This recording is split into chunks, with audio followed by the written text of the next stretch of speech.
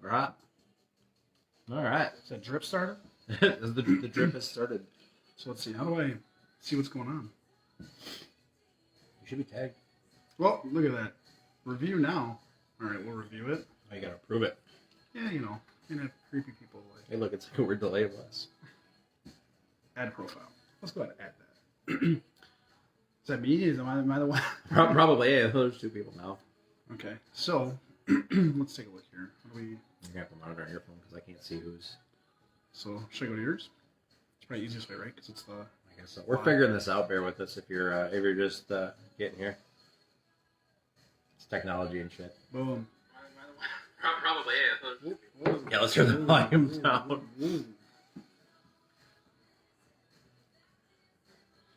Can you see the comment section? Yeah, I think so, right? Click the little eye so we can see who we got here. Maybe I can do that from mine. Sorry, y'all. We're trying to get this figured out. Bear with us. We're having some technical stuff. Cody, what's up, dude?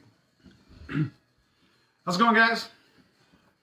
So, I don't know. Can you? What happens when you click the little eye? No, the eye. Nothing. Maybe if I click it on mine. I don't want to knock the phone over. Oh. Oh yeah, there's yours at the bottom. See, Cody. Yeah, but it said there was. Where'd the camera go? I don't know what just happened. What'd you do? Oh, wait. We lost the camera, though. There we go. We're back. We got it. Technology. Woo! Oh, yeah, there you go. I see the comments now. Two former Best Buy employees. Definitely user error, Joanna. So how's everybody doing tonight? Y'all getting ready for the snowstorm? Yeah, that's probably the primary question, is what other jobs in the world can you be wrong like 90% of the time and keep your job? Politician. No, they just straight out lie. Like, they lie. I guess. Like, weather people, right? You can't call it weather man. Fair. Weather people, I feel like they believe what they're saying. Politicians know that they're lying. Fair. Like, they go into it like, I'm about to lie to these guys. Weather people are like, it's going to snow a lot. And then it's like 70 and we're wearing shorts. Yeah. Or blizzard. I mean, you know, it's a tough spot. I don't know. What drives me nuts about the weather is when you check the forecast and it's like 50% chance of rain. So I could have walked outside and told you there's a chance of 50%, like it's gonna or not gonna. Give me like 51, 52, point me in a direction a little bit. That drives me nuts.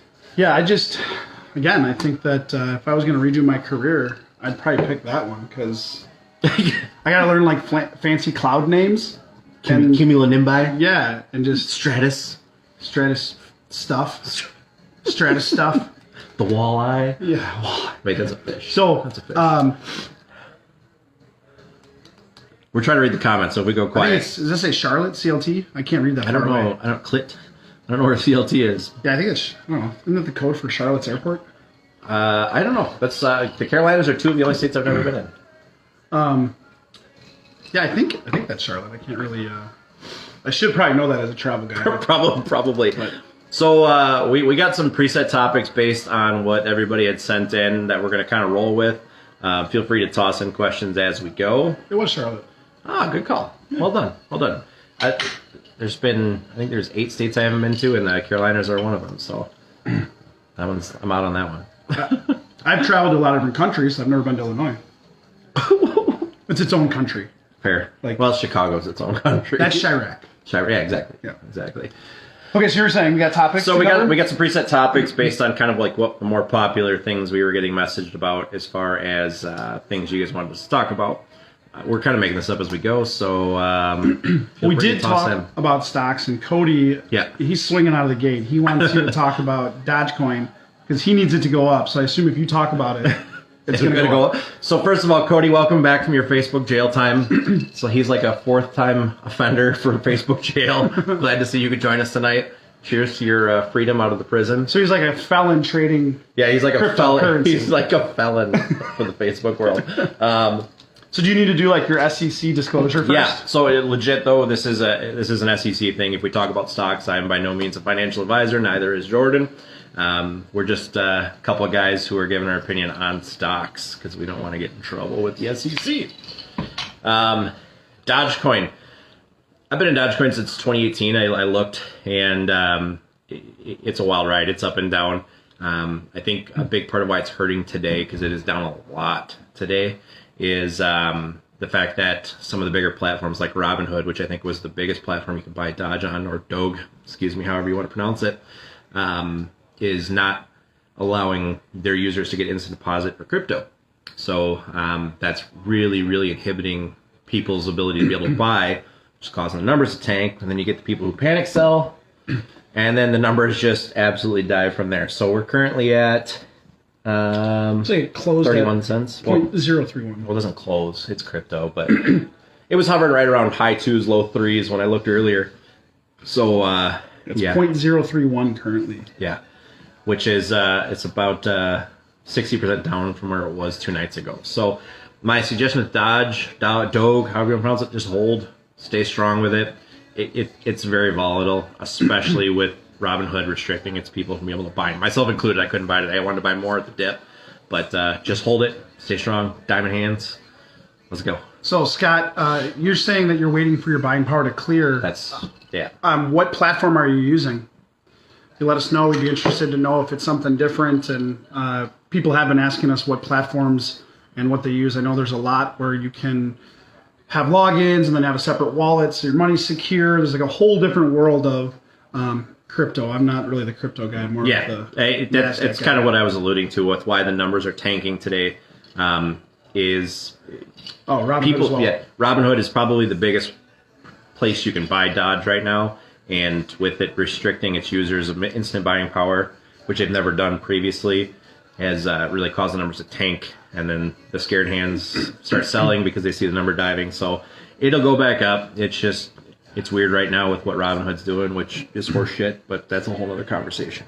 So I think probably based on the stock questions that I have gotten, it's probably best to start really macro. And if people have specific questions, they can ask us. Yeah. But my thought was kind of just discussing the different platforms that people could join without any bias. We won't tell you which one to join or not to join. Yep. But these are options that are known to be acceptable to buy and trade stocks on. So we've got Robinhood, which is in the news. Yeah. I'm pulling out. As soon as all this settles, I'm pulling out of Robinhood. But yes. We can dive into that. Yeah. That'll be coming up shortly of why, if you're in Robinhood, you should consider moving on. 100% your choice, but we'll give you our opinion on it. Webull is another popular one. Yep. And then there's Fidelity, Ameritrade, which is TD Ameritrade, E-Trade. If you have any of those, by the way, send a comment and let us know if you've had troubles the last couple of days with anything. I've heard mixed things about Webull. I've heard pretty consistently that Fidelity has been solid and didn't pull any shady shit, but I'm actually really curious about the Webull stuff and any other platforms for that matter. So feel free to comment with what you're using, so kind of get a feel here. And I can tell you that I personally traded in Fidelity. That's where my AMC shares are. And I had no problem if I wanted to buy or sell. I didn't during the last day of craziness. I just held what I had. Probably smart. But I could have through that platform, which I would not have been able to do through my Robinhood, which is, you've experienced that too. Yeah, definitely. So we talked a little bit about, options that are out there. So once you've picked your stock platform you want to buy on, you're going to set it up, which is giving them all of your data, like your social security number, birthday, all of that stuff, so they know who you are. Because obviously this stuff gets reported to the IRS. Bear back. And then what happens after that is you transfer in money from your bank account. I think Jason's going to get a refill.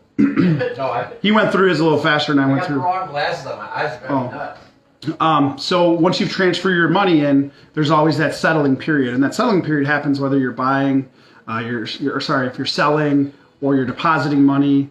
You'll notice that there's a delay. Some platforms will let you buy without that money being settled, but then you can't do anything with it until that money actually settles. So that's pretty important to know that if you're trying to jump on something, let's say Monday, and it's your first time and you're setting up, there may be a delay. They may let you buy right away, but you won't be able to sell right away. That could put you in a violation. So you want to make sure that You really just aren't jumping on a hype train, and you know what you're doing enough to stay out of trouble or danger. And no matter what you're putting in the stock market, never put in more than you're willing to lose, because it's literally a slot machine, just like going to a casino. Educated gambling. Yeah, and I guess education's the big word, right? Because there's different forms of research. One is on our side as the retail investor or the consumer to say, hey, I really like this company. Here's their fundamentals. This is why I'm investing. And there's the research of the management companies that are running these things. Yeah. That's a whole nother control. Yeah. So basically, don't buy a stock. Again, just advice. Not advice. This is my approach. I don't buy a stock unless I've researched it. It's something I believe in. I definitely jumped into all of this stuff because I was kind of on the Reddit train early. So I kind of knew ahead of time what was happening and I wanted to be part of it. But otherwise, I don't get into a stock unless it's something I know a decent amount about the company, which is why I'm actually pretty big on BlackBerry still right now. And a couple others, but that's a whole topic. So Scott asked if there's an easier way to buy or sell crypto while keeping it in a wallet. Main crypto, yes. They don't carry Doge or Dodge, whatever. I'm going to just say Dodge. It's easier. Yeah. They don't carry Dodge, but Coinbase has been a really good platform that I've enjoyed using. Very consistent. I've had good luck with Coinbase. They just don't have Dogecoin yet, but they have everything else. They've even got some of the more obscure ones. So Sydney doesn't care that we're talking about anything else besides that she sent you a referral for family photos. I appreciate it. I got to touch on that real quick. Okay. So I really, really love y'all, and I appreciate y'all for the photography stuff who send me the referrals. I don't typically do a lot of family stuff or weddings, those kind of things. It's super flattering, but I don't know what I'm doing with it. I don't want to mess something up for somebody's day. And yeah, so I appreciate those, but definitely not my speed. So Kyle has told you to get a fishbowl for your drink. It'll last longer. It just goes pretty quick. Yeah, I gave him the Jim Beam. I'm drinking the Leyenda rum from Dominican Republic. So we'll see how each of us enjoy that. Sarah has said that she's made a lot of money with crypto, and she's saying, that something about don't invest more than looks like a ton of cash. To the moon, Dustin. Yeah. To the moon. Looks like Scott was buying Vertcoin, or is that the platform? Is that a thing to buy, or is that I'm a actually platform? not familiar with Vertcoin. Scott, if you want to clarify for that, we'd love to share that. And Angela is saying to mine your own Bitcoin. I don't have the computer. I think she should mine her own Bitcoin. You can mine your own Bitcoin. Yeah, that's what I think. If I had the computer to do that, I probably wouldn't be sitting here using a cell phone for this live stream right now. Yeah. So, and Dustin, I'm with you, man. I personally have AMC. So that's the one I'm holding, and we're trying to take that one literally to the moon. As Jason said, diamond hands. These hedge funds are really doing their best to try to sell to each other and short to each other. Short letters. To make it look like this price is dropping so that people will panic. And that's a problem, obviously, because technically right now that's considered legal, and I don't know how. But just hold, because AMC is gonna follow suit, I think, with GameStop. Maybe not as high, but I think over the next 5 days, as these calls expire, we're gonna start to see. It's gonna be interesting. AMC's weird though; it's got a short call base. But there was an Angela girl who just said something. Do you know her? Yeah, she just said that's the one that said mine your own Bitcoin, and we told her to mine her own Bitcoin. Oh, okay. But who is she? Angela, she worked at Circuit City for a while. Oh, that's right. Yeah. Okay. Hi, Amy. Keep in mind when y'all are watching this, there's a good 20 to 30 second delay from the time you send a comment to the time we see it. So if we don't catch your message, bear with us. Bronson, hell yeah, Gomel. So, this is that Ethereum we were talking about earlier. Jessica's been pretty big on that. Okay. And you were saying that it was a slower mover than consistent. Consistent, it's but consistent. Slower. Yeah, it's kind of like your Apples and your Teslas of the crypto world. It's one of the bigger players. Definitely a consistent mover. I was on Ethereum Classic for a while. I like that one. I like a little more volatility in my cryptos. I like to gamble a little there. Yeah, and if you guys notice, there's a gentleman who's watching. His name's Brian Swire. He's the CPA that you need if you need some offshore accounts and you need to move some money around legally. he's your guy. Wink, wink, nudge, nudge. So he's also in the Chirac area, so he's pretty much untouchable, and so will your money. So beautiful. Yeah, reach out to Brian. Awesome. Angela, I don't know if she's crying or what that face is, I don't but know. it looks emotional, and I don't want to touch it's it. Probably because she worked at Circuit City. Yeah, probably. You know. She should invest in that one. We should bring Let's bring Circuit City back. Circuit City to the moon, baby. So, there's Andrea right on cue. All right, so what kind of questions do you guys have before we jump topics here? So yeah, right now, again, if you guys are joining us, we're talking about stocks. We've covered platforms to buy, how money kind of settles. There goes David.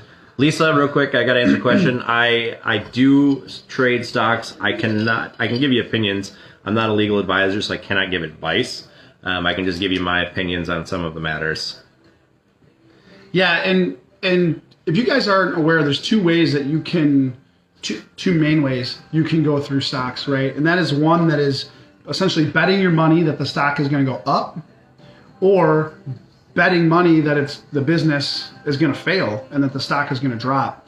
And that's called shorting. And that's all the stuff that you're reading about and seeing on these headlines is these multi-million dollar hedge funds shorting stocks. And Jason, why don't you explain a little bit about what a shorting a stock actually is so people can understand? So essentially, it's super complicated. The easiest way I can explain it is you're essentially betting that you can bet high or low for that matter, but when you short a stock, you're betting that by this day at this time, this stock is going to drop down to this price. And then when it drops down to that price, you own the right to buy it at that price. So what's happening with the GameStop situation, and this is a very crude nutshell, but what's happening with the GameStop situation is all of the big hedge funds bet that it was going to go down. Then the Reddit crew got involved and Wall Street Bets got involved and drove that number up. So these short calls are coming due very soon. What happens is if you make a short call and it doesn't hit, you essentially owe the difference. So what's going to happen is we'll just use round even numbers here. Let's say the entry point was $10. They shorted it saying it was going to be at $7 within 5 days, $7. So when it doesn't get there, they essentially lose their short and they have to cover the difference to buy those stocks out. So if and covering means buy back in though. Yeah. So that drives the price up even more. So essentially, the GameStop, again, we're not using exact numbers, but we'll say it started at 10. They called it to short at 7. It goes to 20. They got to cover the difference, and that's where the whole sticking it to Wall Street's coming in. But very crude nutshell. Yeah. So the example is if the call, let's say on GameStop, was $2 and the current price is $3.50, and when they made these calls it had dropped from that 4 to 2 or whatever that difference was, they have to cover from that 2 all the way to that $3.50. And by essentially buying back in, they're buying new shares that'll disappear, which will drive that price back up. Yeah. And shorting, I'm surprised it's legal because you're borrowing shares from this company that you haven't actually paid for until it's due. Where like if you buy a stock, you have to pay that money up front in order to own it. So it's an interesting people can absolutely make money with it, but I think the people kind of got sick of basically $1 million hedge funds betting that American businesses were going to fail and go bankrupt. Yep. And you saw with the power of the internet. Yeah, internet. Power of the internet. Yeah. They call them meme stocks where there's no rhyme or chart or reason. It just happened to be the ones that were picked, to be invested in. David, yo hablo un poquito español. Yeah, papas fritas, amigo. Cheers. My gusta the papas fritas. Dan said who's looking at us from the window. If y'all see somebody in the window, you need to let us know sooner than that, Dan. Yeah, and you gotta let us know too, because that window's about 22 feet up. So he's either got the ladder that I left outside, or he's just really tall. Very interesting. I just said I do speak a little bit of Spanish. Call my buddy Ulysses, who is my translator, but he's on here watching live, so I can't really call him. Help brother out. Oh man. So what do we got next on? No questions before we do move topics here. Yeah. Any questions related to stocks that we haven't covered? Stocks that you guys have questions on? Stocks and bonds. We'll give it a few seconds for the comments and the time to catch up. And we're gonna reload. This is gonna go quick. I will tell you, I will talk about a stock that I believe in, that I'm invested in. Yeah? But this is all opinion, though. This is just something you believe in. When you like this stock? I do like this stock. So my baby, which actually is heavily shorted, which drives me nuts because it is manipulated. It's called T2 Biosystems is the name of the company. So the ticker symbol is TTOO. Okay. And, at one point it was in the 12s, 17s, 20s. And most recently, as in March, it was in the low 40 cents range. And it's currently hovering right around the $2 mark. What I like about it is they're the leader in sepsis detection and Lyme's disease panels. Okay. So when you go to the hospital and you get a secondary infection from whatever you were in the hospital originally for, 1 in 5 deaths in a hospital actually are a result of sepsis. Okay. So, which is a bacteria infection of the body. And what happens is when they go to detect that, you have to do a blood panel, and it can take up to 3 to 5 days to get that back. Yep. This particular company has all of these approvals, FDA approvals, they have government money, all of these things, and they have the ability to test within 3 to 5 hours. Oh.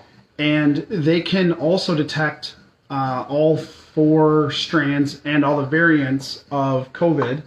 Okay. They can run 5 tests an hour, every 2 hours. So they can get a COVID test back in 2 hours that's 99.9% accurate. Oh. And they can test up to 5 different tests at one time. Okay. So that's pretty much what, that's like this. If you look at that company, I believe in what they do. Larry King died of sepsis. Yes. It is very common. Having worked in the medical field, probably all too common. Granted, sepsis is kind of a loophole for things, but yes. Yeah, so if you look into the company just from a fundamentals and a feel-good story, it's one that I kind of believed in, and I put a bunch of money in it. One of the ones I got really lucky on, it's kind of a cool one, is, have you ever heard of SPACs before? Have we talked about that? Yeah. So I've done a lot of SPACs this year, and those are acquisition companies that bring companies public. I was able to get on a Tattooed Chef. Nice. So when it was just a SPAC. So what happened was I bought it at like $1.94. You also know the name of that? The one I was first talking about is T2 Biosystems, which is called TTOO. And again, my advice is straight off of my own opinion based on why I like the company and their philosophy and principles, not on investment advice on it's going to make you a bunch of money. Do your research. Do your due diligence. But the SPACs are very interesting, and it's about companies bringing other companies to market. Tattooed Chef was brought to market, I think, when it was a SPAC. I paid $1.94 for 500 shares. And then I'm in the SPAC, and as it's growing, it's $11, $12. And what they do is they convert it over to the ticker symbol once it's going public or they've hit their number. Once the warrants in this SPAC hit over a certain level, they can recall them and cash them in. Mm-hmm. So I either have to sell the warrants, or I have to buy up to the predetermined price. In this case, was $11.50 a share. Okay. What's really cool that they did was they did it cashless. Really? So what they did is they just divided my number out. Okay. So I paid no additional money. Sure. But now I only have 256 shares. But it cost me nothing. Yeah. And now I have 256 shares of Tattooed Chef worth $23 a share. Nice. That was my cash cow during the pandemic was the cruise lines. Oh yeah. I bought into Norwegian and all of them when they were like three to five a share, and now they're up in the 20s again, and hopefully continuing to grow. But it looks like we got no more questions on this. Just real quick on cruise lines, if you're still considering looking, the difference between Carnival and some of the others is they own their actual assets. So a lot of the other cruise lines they rent or they lease these ships. So if you're looking at cruise lines, consider looking at all of them, do your research. But Carnival owns their assets. So if they need to sell, they need to leverage, they need to liquidate, whatever, they're in a different position than a lot of the cruise lines. And airlines, I'm a huge Delta fan. We'll see what American does. But I think Delta's been doing it right through the pandemic, followed by American, and we'll see what happens, because that's also been on that hot topic. This is your guy for travel stuff too. He's the man for anything travel that you need. Talk to this guy. I'll let him let him explain his spot on that a little bit more. But BNGO, yeah, Scott. BNGO was another one of those ones that was in a lot of those conversations on where is it going to go? Is it going to go to the moon? What's going to happen? But those are some reasonable gambles, I think. Again, as long as you're not investing more than you're willing to lose. that's right. That's right. All right, what do we got for our... So even Delta, yeah. You're doing all right, Scott. Go ahead. what do we got on our next topic? I think it was travel. Was it? Yeah. All right. Well, I'll let you lead the way. That's you, man. That's all you. I love to travel. I've been to a bunch of places, but I'm certainly not as diversified in my world travel as you are. I could tell you all about America, but I'll defer to you. Well, let's talk about nationwide, or domestic is the proper term, domestic travel. Okay. Let's even go even more specific, and talk about the van. Hold on. I just lost the game. God. Let's focus on the van right now. The van build. So yeah. domestic travel, obviously is being really, really kickstarted by the pandemic and all of the things that are going on in the world. The easiest thing to do, right, is get in your car, fill up at the gas station, and go somewhere. Yep. Hotels all across the country have taken a hit. Park, actually, back to stocks. Park is another hotel chain stock that's a really good one that's taken some hit in the pandemic that should rebound. But what did you do during the pandemic that is going to maybe give you some freedom if it doesn't change anytime soon? So, as a lot of you know, I do photography on the side. This past, what was it, September, I think I went. I took 2 weeks off of work. I had no destination. I just knew I needed to get out. So, loaded up the SUV. I'm trying to think of the cheapest way to go about this travel. This podcast is sponsored by Doritos. And I'm trying to figure out the cheapest way to just go explore without actually knowing where I wanted to go. So, loaded up the SUV, threw all my camera gear in there, threw stuff in there that I needed for basically to wear out and about, to hike, sleep, whatever. And threw an air mattress in the back and started driving west. I absolutely fell in love. I wherever I wanted to stop, I could stop. If I wanted to spend more time in one place, I could, because I didn't have to worry about checking in, checking out. It was just the ultimate freedom. Then when I ended up going as far west out to Wyoming, Idaho, Montana, I went to Yellowstone, absolutely gorgeous. But being able to just park and sleep next to a river at the base of a mountain, wake up to that, it was outstanding. One of the nights I was out in Yellowstone, in the southern portion, I ran into this guy. We were sitting by the fire randomly, and he had converted a van. And he was like, check it out. We were having some drinks. I'm like, this is incredible. This is so much better than sleeping in the back of an SUV. So I decided that I was going to do a build, and now I'm doing a van build. So I bought a 3500 Express van, and working on gutting it and kind of cleaning it up now, and hopefully she'll be ready by late spring, early summer. Fingers crossed. I think it's important to tell people that if you have an idea and you want to do something, there's literally never been a better time to do it. Right. If the world opens back up tomorrow, we're all just going to go back to routine. Yep. We might have a few things we don't take for granted anymore, but hopping on a plane going international, especially for me, that's something that I was like, oh, I don't want to have to check a bag. Like, that was drama for me, you know? And now it's like, man, I can't wait to just check a bag again. Right, exactly. And going to Jason's van, I mean, that was a leap of faith, right? To say, hey, you know what? I'm going to invest money into this van, and I don't know how to do the build yet. Nope. I'm going to learn. I'm going to be YouTube certified, as I like to say. Yep. When Jason bought this thing, he brought it over to the house, and we started vacuuming it out and taking parts out and ripping. First of all, finding weird things. You didn't tell them where you got the van from. So, I bought this van. From the morgue. No, it wasn't from the morgue. Just kidding. So, I'd been searching for 2 months, trying to find the right van. The pricing is ridiculous because the whole van life thing is so popular right now with the pandemic that there was a lot of ones I just couldn't justify it as being a good investment. Found the one on Facebook Marketplace, and I went to look at it, and it was a former pet rescue, pet animal shelter type deal out of Illinois. And explains it. The price was right, but there was stickers all over the van, and photos of children with animals. Yeah, there's all children over with the small van. puppies all over this van. And then the two owners of the company's faces plastered in the back of the van. So literally, like day 2, I got this thing. I'm like, Jordan, I need you to help me take these damn things off. Drove out here, and it was obnoxiously cold. It was like 6 hours to take these damn vinyls off. We're out there with like a hair dryer and a razor blade trying to get the creepy kids with the puppy dogs off the window. Seriously, and it was, I can't believe it was drove the worst. It was the worst.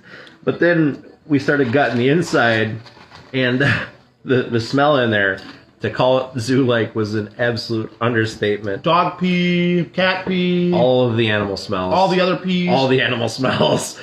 So we're like 2 seconds into starting this gutting the interior process, and Jordan's like, "Is that a pad? Yeah, we found a female product, Female feminine product. feminine bathroom product. Like somehow even like under the carpet. Like I didn't find it until I was cutting out the carpet. I'm like, isn't this a van for pets?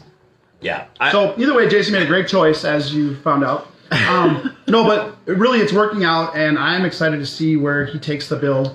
But domestic travel right now, so hot. yeah, in the U.S. by van or whatever, if you can go somewhere and enjoy nature, like now's the time to do it. Yeah. Hot items are obviously kayaks, bicycles, firearms. That's how I like to enjoy the outdoors. Yeah, I mean, outdoors really right now is All three at the same time. Bikes, kayaks, and gunning at the same time. Yeah, it's like a militia or something. I don't even know. I did change the van name. What'd you change the van name to? So the van's name previously was Rock's Van, aka Lieutenant Van. Those are done. It might be just Lieutenant Van, but its new name is going to be the Vandalorian. The Vandalorian. Yeah. I like it. So Scott asked on suggestions on places to visit in Cali. Big Bear. I think. What's that? Big Bear. What's that? It's a mountain. It's a mountain in northern central California. It's like it's actually most known for its ski area. But look up the Big Bear area. Look up the Redwood, obviously, if you like the more nature stuff. Otherwise, you can't beat the beaches in Huntington, San Diego, kind of in that little gap of the lower part of the state. But Big Bear is gorgeous. Or Tahoe even. And I think it depends on where you want to go, right? Because you've got like San Diego and like San Fran. You got the major cities.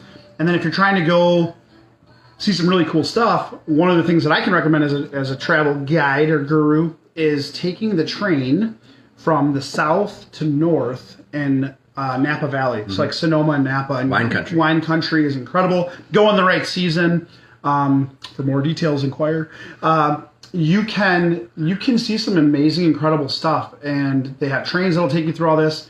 Samples are insane, incredible foliage out there. Josh Jones just took that trip. I don't know if Josh is watching, but my boy Josh Jones just took that trip, and he absolutely loved it. Him and his wife went. So plus, there's this other thing, and I pulled it up real quick to show you guys. But yes, riding the rail bikes through the Redwood Forest. Let me that. see if I can just show you this for a second. So you want a cool place to go in Cali?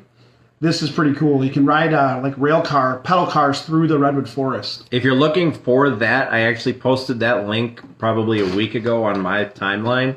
So there's an actual link for that. It looks awesome. I'm definitely making that on my to-do for sure. So Ashley, Wisconsin has actually some incredible places. Semi-local, like Holy Hill, Seven Bridges, Multnomah Falls. So I'm just saying like close. Like within a reasonable travel distance. What about where we went? Where'd we go? Governor's Dodge? Because we went there too. Well, we went there. And we went to Devil's Lake. Devil's Lake. Devil's Lake is one of my favorites. But we went to Devil's Lake to do night shooting of stars over the lake, which is pretty dope. But we got better pictures during the day because there was like that foggy day over the there was a pretty dense fog. Yeah. But if you're willing to travel, Apostle Islands is incredible.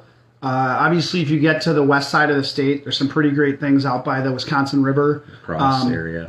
In the summertime, every year, usually it's around Memorial Day, I'll take the kayaks, we'll go down the Wisconsin River by Boscobel. That's an incredible area. Also fun to say.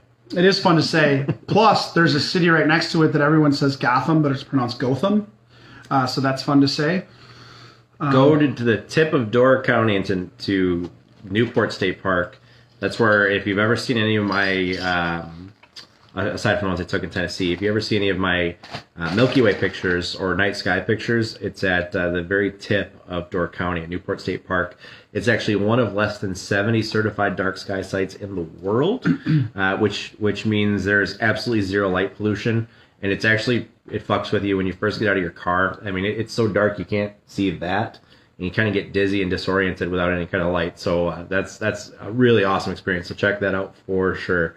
It's seeing the night sky that way. I think I spent 6 hours there the first time I went there, and I just stared at it. I was by myself. I went there to take pictures, and I probably took pictures for an hour and just stared at the sky for about 5 or 6 hours. It was incredible. Yeah, and this is a place that I like to go. Right here, this is actually up by the Dells, and I don't know if you can see that. But at the Dells, you can get in right there, and you can head north on the river for about 3 hours. And you can actually go all the way up to Castle Rock Lake. So you can rent pontoons. I personally take the jet skis and we launch. You can launch a pontoon, all that stuff. It's incredible. So you can literally go and launch for the day, stop at all the pubs along the way, go through rock formations. I mean, literally it's breathtaking.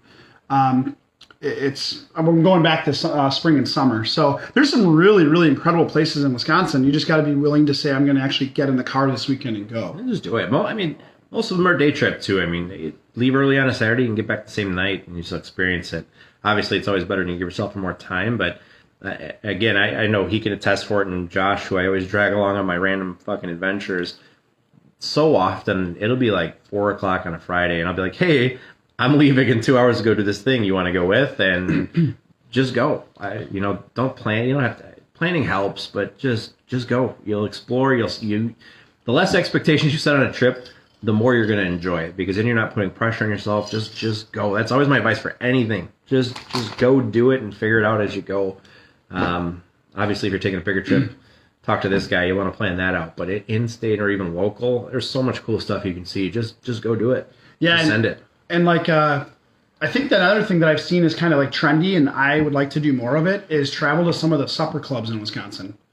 So yeah, oh, absolutely. So like a big one by us, right, is the Blue Heron. If you haven't been there, Wednesdays and Fridays, it's all you can eat: baked fish, fried chicken, rye bread, coleslaw, potato, and French fries, and it's served family style. And it's legit family style. It's like $15. They bring out plates and plates and plates, and you just go, and it's incredible. That's awesome. And then my other favorite supper club is Ishnala, or Ishnala, depending on how you pronounce it. It's Native American, and that's up by the Dells. But their ribeyes are incredible.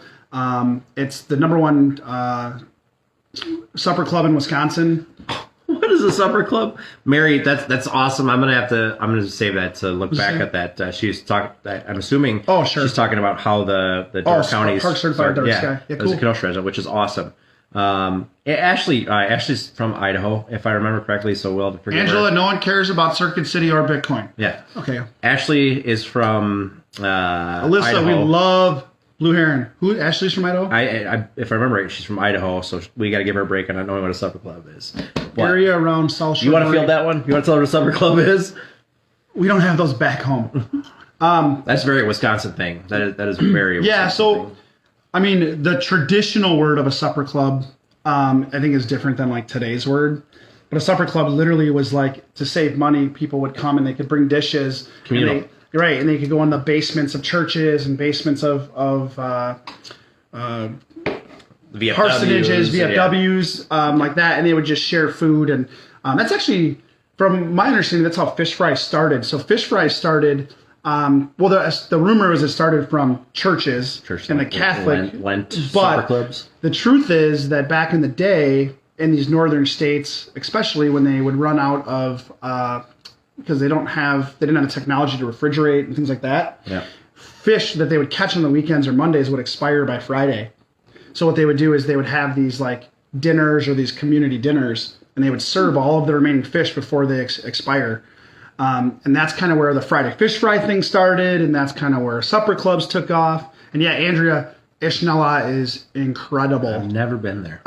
Dude, I had a 22-ounce ribeye that I swear was bigger than this, and I've never struggled to finish a steak like that before, and it was so good that the bread basket, absolutely, they're known for old fashions, which is a staple of a supper club in Wisconsin, right? It's a Wisconsin staple. Absolutely. What was that Lake Superior comment? I didn't catch that one. I'd have to pull it back up. Oh, jeez. What other kind of travel questions you guys got before we move on to our next topic? Send them. Destinations, things to see. So, on the international side, we won't go too deep into that because that world could really spiral out of control. But, David's back. He'd like everyone to know. Hola, ¿cómo estás? That's really good news. Bueno. David actually just traveled with me. Him and I just got back on Sunday from Mexico. We beat the new travel restrictions by 2 days. Interestingly enough, David and I traveled in March. We came back to the country on the 18th, which is the day the pandemic officially started, where they shut everything down and international travel shut down. Yep. So we're like really good with shutting the country down. Deadlines, So this is your fault. Pretty much. Well, mostly David's, but so Bien, David, bien. the short and skinny is to get back into the country and to get back into the U.S. Wherever you go, it doesn't matter. Wherever you go to get back into the U.S., you have to have a negative COVID test within the last 3 days. So if you go to China, you have to have one. If you go to Mexico, you have to have one. If you go to Canada, you have to have one. In Mexico, Dominican Republic, places like that I typically kind of have an expertise in, a lot of the resorts that I work with are phenomenal right now. They're doing the free test when you're there. And there's two different types. There's an antigen and a PCR. These are the antigens which certify the requirement for the CDC so they can get on the plane.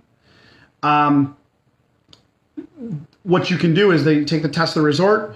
If you're negative, you're good to go. You get your stuff. If you're positive, most of these resorts now already have a plan where you're quarantined on site. However, they're taking financial responsibility and they're really bailing out some travelers. So if you're still thinking about traveling, consider it. Obviously take your precautions and like that, but I have people in the Dominican Republic right now. Our group of 8 of us just got back from Mexico. I've got people leaving for Jamaica second week of February. So travel is very much still happening. You just got to take the right precautions. Talk to your guy here. Let's see, favorite podcast. What's your favorite podcast? Joe Rogan, hands down. I was going to say Rogue. That. Otherwise, my second favorite is Two Bears, One Cave, which is the Brett Kreshire and oh my God, I'm drawing a blank on the other guy's name. I'm not a name guy. Oh, me either. I'm just a face. But it's Bert Kirshire, and that's going to make me angry. I'm going to know it as soon as I see it. But yeah, Two Bears in a Cave, hilarious podcast. But otherwise, Joe Rogan. How about you? No, Joe Rogan. And I'm not necessarily a podcast guy. I'm more of like a channel guy. I'll watch someone's channel. Okay. Actually, I lied. Pat McAfee and the Boys. Yeah, oh, yes. That's actually with Aaron Rodgers Tuesdays. He's top 3 for me, too. Aaron Rodgers Tuesdays is my jam. He's hilarious as a kicker in general. So why are you saying kickers are funny? Yes. he was a kicker. So Pat McAfee was a kicker for the Colts, which is a division rival for Nashville. I went to Nashville for the draft 2 years ago, a year ago, whatever it was. And Pat McAfee came out to announce the Colts picks, but he was trolling the Nashville fans while I was there. It was hilarious. He's a hilarious dude. He's very intelligent. That's a great podcast.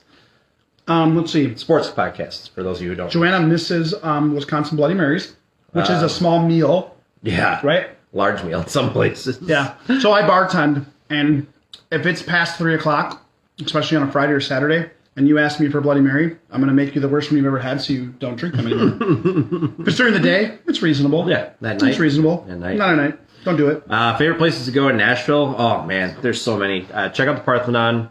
It's an exact scale replica of the Parthenon from Athens. It's just a gorgeous park in general, so definitely recommend checking out the Parthenon area. Beautiful park. They actually were redoing it when I was there 3 months ago. Check out Lover's Hill. It's off the beaten path. It's the highest point in Nashville, and it has a gorgeous overlook over the city in the downtown area. So Lover's Point or Lover's Hill. Otherwise, you can't go wrong with Broadway Street. Between 2nd and 4th Ave, right?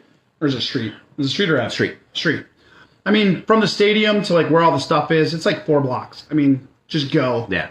Just taking an Uber down there is usually what I do. I usually stay 15 to 20 minutes away from downtown Nashville, unless I'm there with a group, because I go there so much. I like being away from the city a little bit. Take an Uber in. They're cheap there. And everything you can get to on Broadway Street or downtown Nashville is easy walking distance, especially for a big dude. I don't even mind walking it. It's not bad. But the the food there. If you need food recommendations, shoot me a message because there's a lot of really good food places, a little bit off the beaten path that are better than kind of some of the more marquee places. Let's see what we got here. Oh, favorite area in the Dominican. You can't wait to go back. So, Andrea, there's a couple different areas in the Dominican that I like. First one is the mainstream Punta Cana. That's like everybody knows that. PUJ for those those airport codes that people love. PUJ is the easy one to fly into, and then typically you will shuttle from there. La Romana is on the south side of the island. I just recently did some wreck diving there. Phenomenal experience. Had never done that before. I went with my friends Nick and Sonia. Haley, it was just an incredible experience. Completely different vibe. PUJ is kind of more like that party, lively area. La Romana is just right there on the ocean and just quiet and tranquil. The other area that is probably one of my growing favorites is what's called Cap Cana, C-A-P-C-A-N-A, Cap Cana. And Punta Cana. So Cap Cana, it's a little more affluent area, but they have it's almost like a gate that you have to get past, and then you get into the city almost. And it's nice because it's nice, and they have a lot of public beaches there. Playa Juanita is like the main beach there, and you can see a lot of the main hotels. You can walk the strip. I mean, it's incredible, the strip of public beach there. The water is like a turquoise color. Can't really see through it like you can in some of the Cancun water, but the colors are incredible. So some pretty neat stuff there. Yeah. Let's see. Why are we both scared to play rugby? I want Joey. Joey. Stop it. I've told you forever, I would love to play rugby. I think rugby is fucking awesome. I've learned most of the rules. I'm just too fat for all that running, bro. Even when I was not as fat and when I was in shape, too much running. My turn for refill. You get to argue with Joey because I'm not doing it. It's too soccer-like for me. There's just too much running. I love it. Now you prefer kickers on soccer? Go away, kicker. He's got a little bit of a receiver in him, too. I've seen some of his moves, but free safety, he can't catch a ball to save his life. What? So yes, I would love to play rugby. Just way too much running, Joey. Way too much running. If there's a position in rugby where you can just put me in where I can just hit people, I'm in. Put me in. Minimal running. I just get to hit people. Sold. That's why I played football. Short sprints all day long. Long distance running all over the field. Can't even do it. So I don't watch soccer. If I wanted to watch a bunch of guys run around and struggle to score for a few hours, I'd go to the bars with my buddies. What do we got for questions before we jump topics here? Ask us anything here on the fill-in. Keep them coming. We got a few more topics we're going to hit that we got pretty frequently messaged about. So send us your questions. And Joey was dying laughing at us, apparently. Joey can go work at Circuit City with Angela for all I care. Do we know Angela? No, she's just trolling her page. It's just like that girl Amy who I always see. They're always on my Facebook. I don't even know. So we covered stocks, travel. What else was on the list? Cheers, Joey. Sports was on the list. Yep. Well, my list is on the phone, which is being used for this. So hopefully you've got the list there. Don't put them in front of me. No, this is real. Oh, well then put them over there. Put them over there. All right, we'll put the Doritos right there. There you go. See that one? Facebook. That's where I had the Doritos. Do you think the Packer game was rigged? I don't think it was rigged. Sorry, I'm jumping in here. Do it. I don't think it was rigged. Personally, I don't think there was favoritism in the reffing. Maybe a little bit, but I think what happened is they definitely didn't call it both ways. Obviously, I was very public about my opinion on that with my numerous posts on the day of. I'm a believer if you call it one way, call it the same way all game. The problem is it got late in the game and these refs got gun shy because of all the other instances where calls got no called in late in games and big playoff games, and it became a big issue. So with the with the flop job that old boy did, you kind of had to call it. But I think that there was a lot of inconsistencies in the calls. Yeah, and I agree. I think that the Packers had predictable breakdowns. We knew that Kevin King was going to get exposed. He was involved in 3 of the main plays. The halftime play. Not in the halftime play. There's the other one that he got burned on. He got that pass interference call, or the holding pass interference call on him. I get it, but still, he was the one involved. He's a free agent this year. I don't see him coming back. We obviously just let go of Mike Patton Sorry, I didn't mean to steal your thunder there. Just reading Angela's comment. Who is Angela? I think it's the girl who always goes out with a group of people that never invites us. Oh, I know.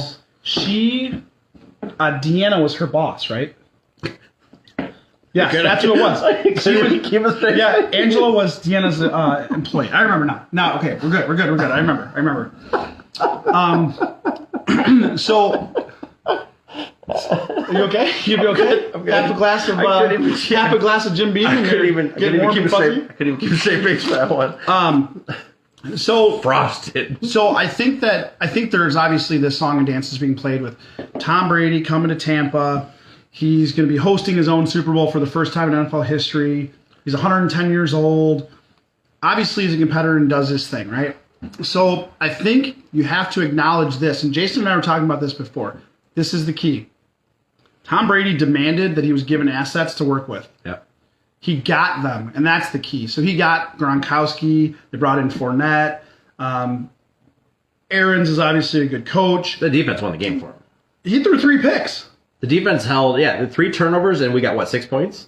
And because of their defense. And he literally threw the ball up. I mean, obviously, it was a blown coverage by King. Yeah. But it was his call at the halftime to just throw the ball up and see what happens and blah, blah, blah. There's no way. It's another Circuit City person, I think. Amber. Koch. Was it Sabine? I don't know. I'm not even sure. Circuit City crew. Yeah. I think she worked under Deanna, too. I gotta get ice. Yeah, ice, baby. So, any other sports questions, we'll continue to answer them. What's your take on Pettin? Who should replace him? Ooh, that's a good question. Who should replace the Packers D coordinator? If you guys don't know, the Packers are not bringing back Mike Pettin, the defensive coordinator. So that's going to be a huge topic of conversation on who should replace him. I heard a lot of cries for Wade Phillips, bringing him out of retirement. He's so old. Cynthia says you look amazing, but what's really interesting is it's just me on camera now. Well, you do look amazing. So I think she thinks you got her tan. I lost a lot of weight and got really tan. No, I think it's the delay. Hold on, Steve. But why didn't Rodgers run that last? Thank you, Cynthia. Yeah. So Andrea, that third down where Rodgers could have ran that in, I think he just saw Devontae and he just locked into this is the guy, and he just let it go. I wish I had my phone up. That question about not running it drives me kind of nuts as someone who's played football. Angles are huge, and I have a screenshot I can send you if you remind me of that play right at the moment Rodgers could have ran it. He would have got smoked. JPP, who's an incredibly fast defensive lineman, easily as fast as A-Rod, had a perfect angle to cut him off. Plus, there's 2 other guys at the goal line. He would have never made it. And thank you, Cynthia. So I'm just going to address this real quick because we've been talking about Deanna and been picking on Angela and Amber with I mean, we deserve it. Because they're what you we're call never included. Not nice people who need to go to church more. Yeah. But that's They're for another story. story. They're like the mean girls of, you guys are our Best Buy Jawbreakers or whatever that is. Heartbreakers. Jawbreakers. Yeah, remember they stick the jawbreaker in the girl's mouth, right? Oh, yeah. Okay. Yeah. Okay. You want me to send you a picture of Jason, Andrea? That's weird. I don't know any Richards. Sorry, Andrea. But Amber, so to tell everyone, we worked with this individual. Wait, what? Sorry, I just read Amber's comment. Oh, Amber's coming. Yeah, I've never heard that story. Yep. So side story. So message me that, Amber. Yeah. So here's a side story about Deanna. There was a small crew of us that had worked at a store together about 12, 15 years ago, and 1191. We had to go to a training in a kind of far away, different state. So we all drove up there, started a training, and in this training, we were dealing with different emotions that either employees or customers may have. So like sympathy versus empathy and just like standard corporate stuff, right? And each group had to kind of perform a skit demonstrating certain emotions or tasks or whatever it was. And then we had to discuss as a group, did they handle it correctly? Would you have done something different?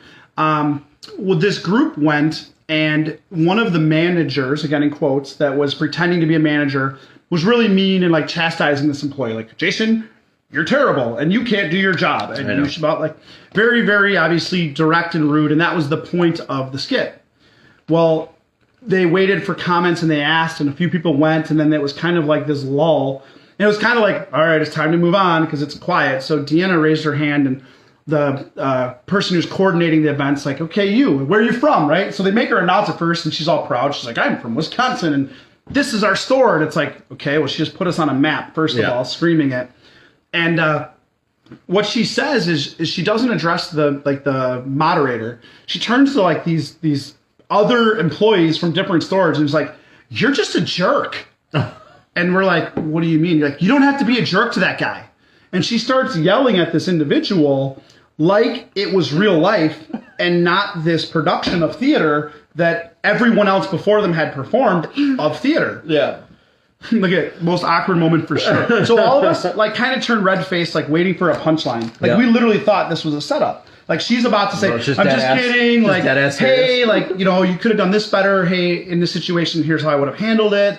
So there was no actual comments or context on how to be a better manager or what she may do differently in the situation. She literally started attacking this young man actor who was playing bad cop in this fake scenario in front of like 200 other employees from across the country after announcing what store we were from. Oh, man. And it didn't stop when our other manager that was there had told her to stop. He basically kind of like almost kind of backhanded her, hoping it would knock her out, you know, and she just kept going like, you're just a jerk, and I can't believe you're just so rude and attacking. It was embarrassing. So that's what we keep picking on Deanna for, to bring everyone up to speed. All right, there's a couple Ambers in here now, but Best by Amber, I can't tell my favorite memory with her because it involved her stereo system in a drive-through. But I'll tell you this story off of live sometime. Interestingly enough, Amber, the same Amber, works where I used to work twice now. Really? Yeah. Okay. Yeah. She's basically following me if you're not picking that up. Why are you so in love with him? Yeah, like, why are you just following me? I'm telling Tyler. Yeah, you might as well just marry us both. Or at least invite us to dinner. All right, what kind of questions you guys got? Amber, yeah, there she goes. She knows exactly the story that I'm talking about with the aux cord. It's a good one. I was mischievous back in the day. Maybe a little now. And I'm quitting. Why are you quitting? All right, what kind of questions? Why does it take you so long to quit? I guess that's probably the big question. What questions you got before we move topics here? You got the list? All that's left is firearms. I thought there was more. Nope. We could add more. I mean, we could. Pizza was on the list too. Pizza? Mm-hmm. Who has smoking? Oh, and smoking meats. I'll leave the smoking meats to you. I can grill, but I'm not a big smoker. I've never really done it. Okay. Well, I mean, firearms was the next topic. Yeah. Oh. Lead the way. All right. So, firearms cross country basically sold out. Pizza, yeah. David, when are we making pizzas? You keep sending me all the pictures of you making these pizzas and then never invite me. Hey, hold on. Would you rather know the history of every object you touch? Talk to animals. Talk to animals hands down. Well, since Jason and I are together, I would pick the other one because I'd be like, Jason, what did the monkey say? And I'd just tell you. Yeah, and you would just tell me, and then I could touch it and be like, hey, by the way, this has been in the monkey's. But then think of how like sensory overload that would be. Like everything you touched. Like I touched this bone. Now you know don't touch that bone. Exactly. Exactly. It's my work phone. So you know the plight of everything that's happened with that phone in his hand. Yeah, I would have to go talk to... Wait, hold on. Talk to... Okay, yeah, talk to animals. I want to make sure it wasn't like hear animals. Because I'd want to be able for them to like understand what I'm saying. Yeah, talk to animals. So it's a dialogue. I'm assuming it's a dialogue. Yeah, I would definitely want to be Dr. Doolittle for sure. I would do some pretty crazy Could you stuff. imagine trying to explain that to people though? Be like, no, it's cool. I talk to animals. I know exactly what's going on here. Yeah, I mean, what movie did the Do-Over? You ever seen the Do-Over? No. It's with Adam Sandler and David Spade. It's from 2016. Okay. There's like one... Oh, no, you know what? I'm thinking of the wrong movie. I'm thinking of Schitt's Creek. I don't know how I got those two confused. I just started watching that. I'm like 3 episodes. There's like a weird guy in it that he is a vet, and he's just like, oh, the dog said this. And he kind of acts like he can talk. It's weird. I'm like 3 episodes in. So, how did we get off of firearms already? Because Rochelle hijacked us. She gave us another would you rather. Yeah, I'm not answering that. Yeah, that's a no-win. Yeah. That's a no-win. Plus, if like my great-grandmother like logs in or something, I don't need her knowing this kind of detail. So, I think that we started talking about firearms. Yeah. Interesting conversation because administration change, not going into politics. As there's an administration change, there's also a belief system behind the Second Amendment, and which is why during 8 years ago, there was a panic to buy firearms. And then 4 years went by. Then all of a sudden, things kind of relaxed, and you could get ammo. You could buy firearms. You could get your pistols, shotguns. They were available. Yep. And there was this turning tide over the last year or so, especially going into a pandemic. I think people got scared that, like, well, what if someone comes and tries to take my toilet paper? Like, I need to be able to not only defend my wife. Not my wife. I needed to be able But my wife. Yeah. My wife and no, my not wife. wife. Or not wife. No, I know. No FP. My wife and my wife. Wife. I don't have a wife, but... Yeah, like, how are you defending someone that doesn't exist? Oh. I mean, I don't have a wife either, so... Fair. I'll defend... You're closer to the process than I am. I'll defend the wipe. So, firearms, what is it, Federation? Is that the name of the ammunition company? Yeah, federal. Federal. Their CEO was just talking about it. It's interestingly enough, it wasn't necessarily about, hey, there's these restrictions or these problems. Literally, it's just lack of ability to produce. The assembly line cannot keep up with the buy rate. Supply chain. Yep, it's 100% supply chain. So a lot of people are getting kind of scared that it's becoming scarce, and it is becoming scarce, but not in the sense of like things are being taken away. It's because they're being bought and they're just literally not available. Yeah. So ammunition is there. It's just becoming scarce. So it does become supply and demand, where a 9mm round 2 years ago was probably 20, 16. 15. I'll say 15 to 20 cents. I was going to say 16 to 20, 15 to 20. And you go today, it's like 67 cents a round. If you have cheap 9mm, let me know, because competition season's coming back up. Yeah, and like, 223 and 5.56 rounds, shotgun rounds that are non-target, like slugs, deer, pheasant, birdshot, all those are becoming hard to find. So if you're somewhere and you're into firearms, you know someone that is, and you see a box, make that phone call or maybe ask that person if they want that box if you see it, because odds are within 20 minutes you won't see that box again. It's me, I'm that person. Yeah. So I think that I recently applied for my next shotgun. I sent you the info on that one. So I bought it on the 12th of January. Yep.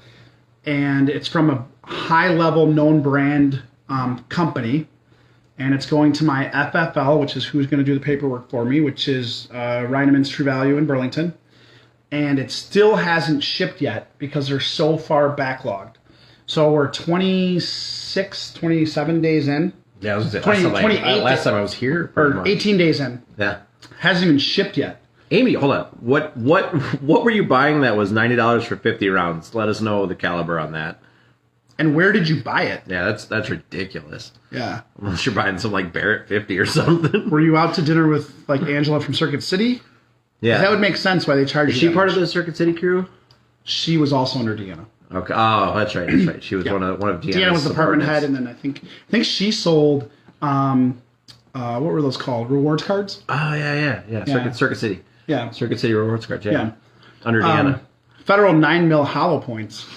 That's stupid expensive. Yeah, I don't know. That is stupid. Where'd you see that? Hopefully they lubed before they banged you that way. I almost swore really bad. We could bring. Well, I don't really want to bring my firearm out. We could bring my. Yeah, I don't want to get this video shut down for showing firearm. Yeah, motorcycle engine crankshaft and other rotating parts. That's a very in-depth question. Motorcycle engines, crankshaft, and other rotating parts. Yes. In fact, yeah. Well, is that a statement or a question? Yeah, Amy, Illinois is a different breed too. You're better off just going to Chirac and just doing some bartering. Some black market deal. Eric, yes, it affects the motorcycle's geometry. To answer your question, center point, oh God, what's the term? There's a term, and I forgot the term, but yes, it affects the geometry of the bike because of torque and all of those fun things. But that is stupid. $90 for. Well, she didn't buy it, and she said it was in Illinois, so we understand. Well, yeah, makes a lot of sense from a very heavily, I mean, because where in Illinois was it? That's also an important question. I feel it's an important question. Yeah. And yes, to answer your question, in case you were trying to be a quick, this was a trick question. There are some crankshaft bikes, for the record. There's belt, there's chain, and then there's crank. So the people that are watching, we also talked about in the last month, if you guys have kids or anybody that you maybe know that has been in school, we'd love to know, like, what's one of the biggest adjustments that you've had to make? And don't say, well, now that they're homeschooled, that's kind of what we're talking about. What's one of the biggest life changes that you've had to make because of being virtual or homeschooled? Mm-hmm. Neither Jason or I have kids that we know about, but we want to be able to understand a little bit more about what changes have you had to make? And, you know, what changed in the routine? Because I know, like, you know, when I worked from home, just from being at work versus home, all the things in my routine that had to change. And I didn't even have kids involved in the picture. Yeah, it's got to be, I can't imagine. And how do you feel about the whole back and forth? Because I'm not following as closely as the thing as I don't have kids. But I swear, every other week, it's like, oh, we're home this week. Oh, we're back in school this week. Oh, how do you guys feel about that? What's some of your thoughts on that? And keep the questions coming. We got time to fill. Sorry, I'm getting a few questions also that are coming in from Snapchat as well. So I'm trying to do a little research quickly and read those. I'm going to keep drinking while he's reading those because my phone's right there with you guys. Who don't you want to give bad publicity to? Well, being that 5-Star and Outdoorsman are the closest to Kenosha, I'm going to guess it's one of those two. I love 5-Star. I'm a member at 5-Star. Prices are just stupid right now. But Outdoorsman, ironically, is one of the few places I've been able to get 9mm. They only let you buy a box at a time. But yeah, what kind of questions we got coming in? I know that, like, I just went to, I always say the name wrong. It's Box Hound Club or Box Hunt Club, whatever. It's in Muskego. Box? Huh? Box? Box B. Last time I was in there, one of the things I like about that club to shoot, hold on, I can tell you right now. Box Horn. Okay, so Box Horn Sportsman Club. It's in Muskego, and I go there when I shoot my Benelli, my long shotgun, my 12 gauge, just for some trap shooting. It's kind of nice there because I'm not a member, and I don't get harassed to become a member. And it's $10. So for $10, I can get my lane or whatever. Yep. And I get my 25 clays included in that. And then I can either shoot my own ammo, or if they have it for sale, I can just shoot theirs. And it was $8 at the time. It was $8.50 for my box of 25. And this was probably 3 weeks ago. Okay. So I went there once with my neighbor, and then once with another buddy, Tom. We went and we shot, and it literally cost us $10 per person for the lane and $8.50 for the ammo, and got to shoot 25 rounds. So it's what I'm saying though is it's really nice to see that they're not jacking up pricing. That's good. Do you know what I'm saying? I'm not walking into it's a little high, but not for a non-member where I don't have to have any ties to the club. True. Come off the street on a Saturday, just walk in, no reservation. True. And just be able to pop some fire. What did Amber say? We can't expand that comment because I can't reach it. They can't go to any social specials, art or music. They can't go to gym, but have to wear a mask. They eat in their classrooms at their desk, not in the cafeteria. Ooh. They have signed bathroom times. That's rough. That's rough. That's like that's the biggest thing I've been curious about through all this is what this is going to do for the long-term social psychology of these kids who are missing out on this. That is an awful picture for our screen caption for that. Yeah, I don't know. So let's see here. Oh, they have assigned bathroom times for each class to limit cross-contamination, and that's in elementary school. That's crazy. Wow. That's crazy. I don't know. So do they give you an option, like if you don't want to have to deal with all that, can you just make your kid virtual? Like if I had a kid, I'd almost want to be like, dude, I'd rather have you home than worried about like where you're peeing or eating at your desk or like these weird random rules. Yeah. I don't know. That's just what I think. You tell us how you feel about that. Keep the questions coming. We got through most of the topics we wanted to talk about. Oh, we can get the pizza. So here was a question that was brought in. Okay. This is going back to the firearms.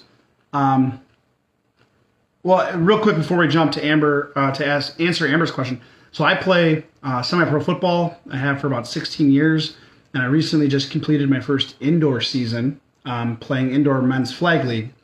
And the first week or two, they kind of like didn't say anything. Like, so we had masks walking in, and then we were playing. It wasn't a big deal. After that week, we were required to play it. So we've got grown men running at full speed that are all about contact. And I understand it's completely different maybe as a little kid playing basketball. She just said high school. Yeah, but I'm talking about, grown men running 4.4s and, fine-tuned athletes sucking wind through masks while playing, This is me every day at the gym. Sucking this thing in because it's stupid. It's so stupid. They're like, you can take it off during your lift, but the second your weights are down, you're supposed to put it back on. I'm like, wait, so when I'm breathing my heaviest, I can have it off? It's so dumb. It's absolutely dumb. And I find it interesting because places like the gym that I go to, you just have to have it walking in. That'd be nice. So once I get to the weight set, and you can tell that people in general are focused on cleanliness and cleaning and absolutely. I will say the gym's been good about that for sure, as keeping things better than I've ever seen it at a gym. So we did have a question that says, what is both of our opinions on what's called carry pistol loaded with one in the chamber versus Israel carry, which is noted as empty chamber. Israeli carry, empty chamber. So the question that was being asked is about concealed carry, right? Do you carry chambered or not? Yep. Do you have one loaded or do you not have one loaded? Do you load upon needing the firearm? I'll let you go first. I just spoke with my mouth. Yep, I know. That's why I'm excited. Depends on the gun. 99% of the time I'm in the chamber. I don't care how fast you are. I posted some videos of me speed shooting. You can be as fast as you want. Sometimes you just don't have time to pull, rack, and shoot. What are you? Oh, you're. So I'm a one in the chamber guy all the time, with the exception of a few firearms that I don't trust if I were to pump something and I don't want to shoot my leg off. Otherwise, 99% of the time, one in the chamber, because sometimes you don't have the seconds to do this and then get on target. What are some of the firearms that you wouldn't, if you have any off hand, that you would not load one in the chamber? I personally own a 1911 that I wouldn't trust with keeping the hammer back on it. But the good news is for that at least you just pull the hammer back. You don't got to rack the slide. But otherwise, all of my striker fire guns, I'm one in the chamber.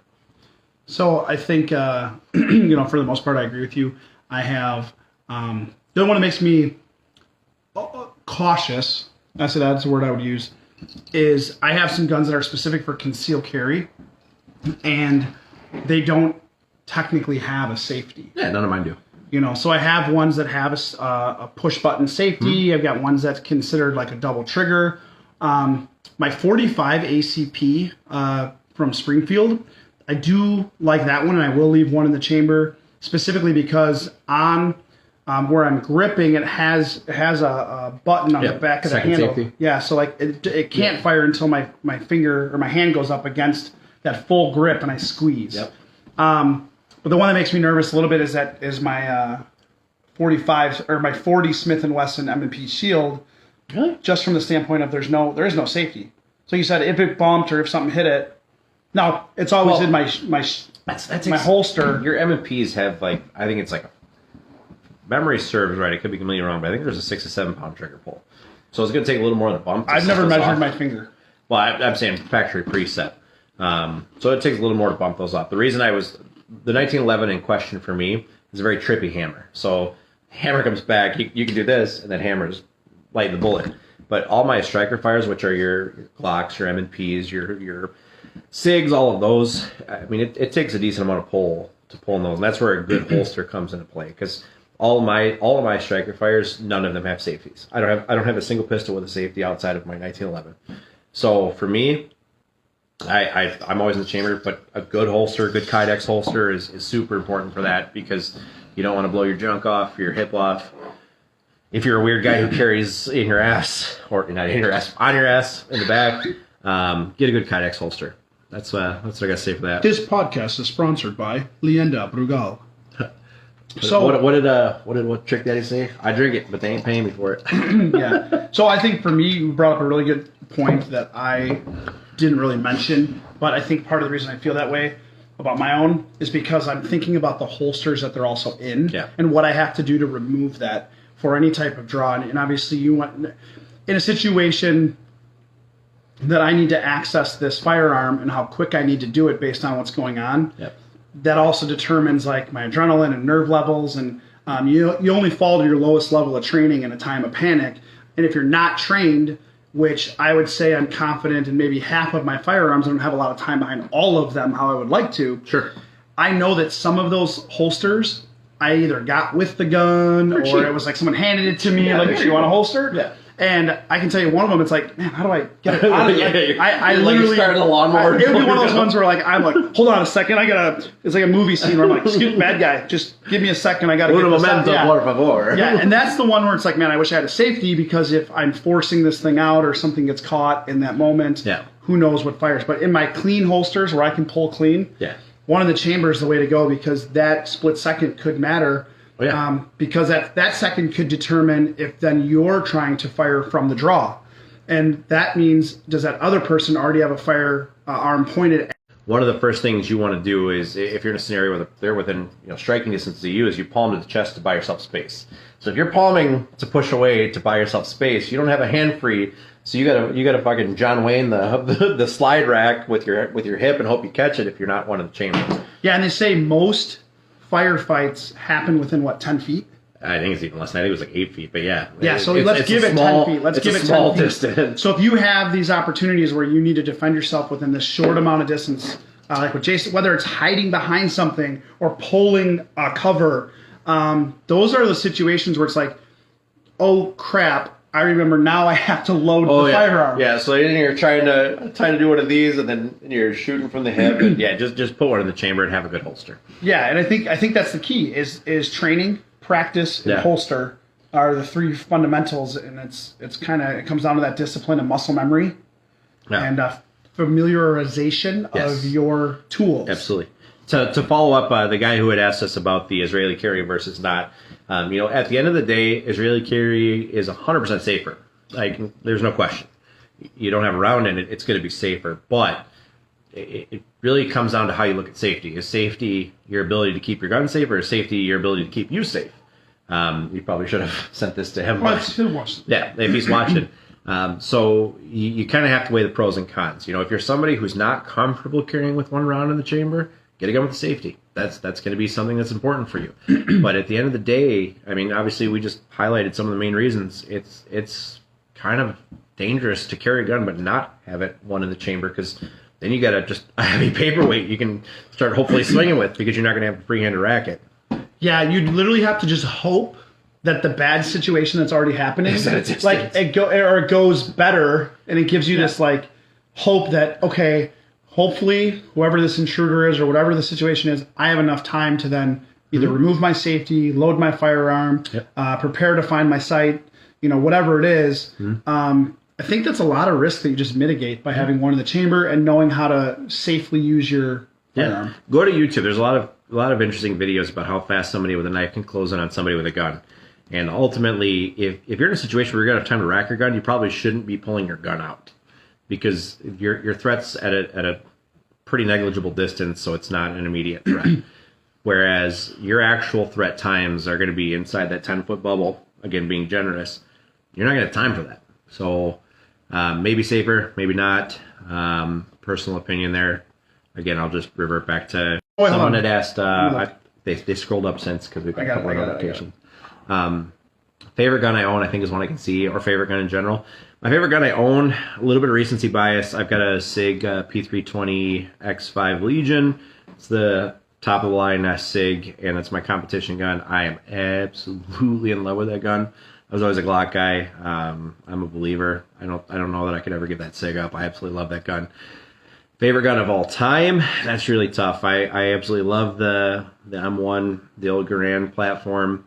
You can't go wrong with an AR platform. It's hard to pick just one, but my current favorite, obviously recency bias, my 320 X5 Legion.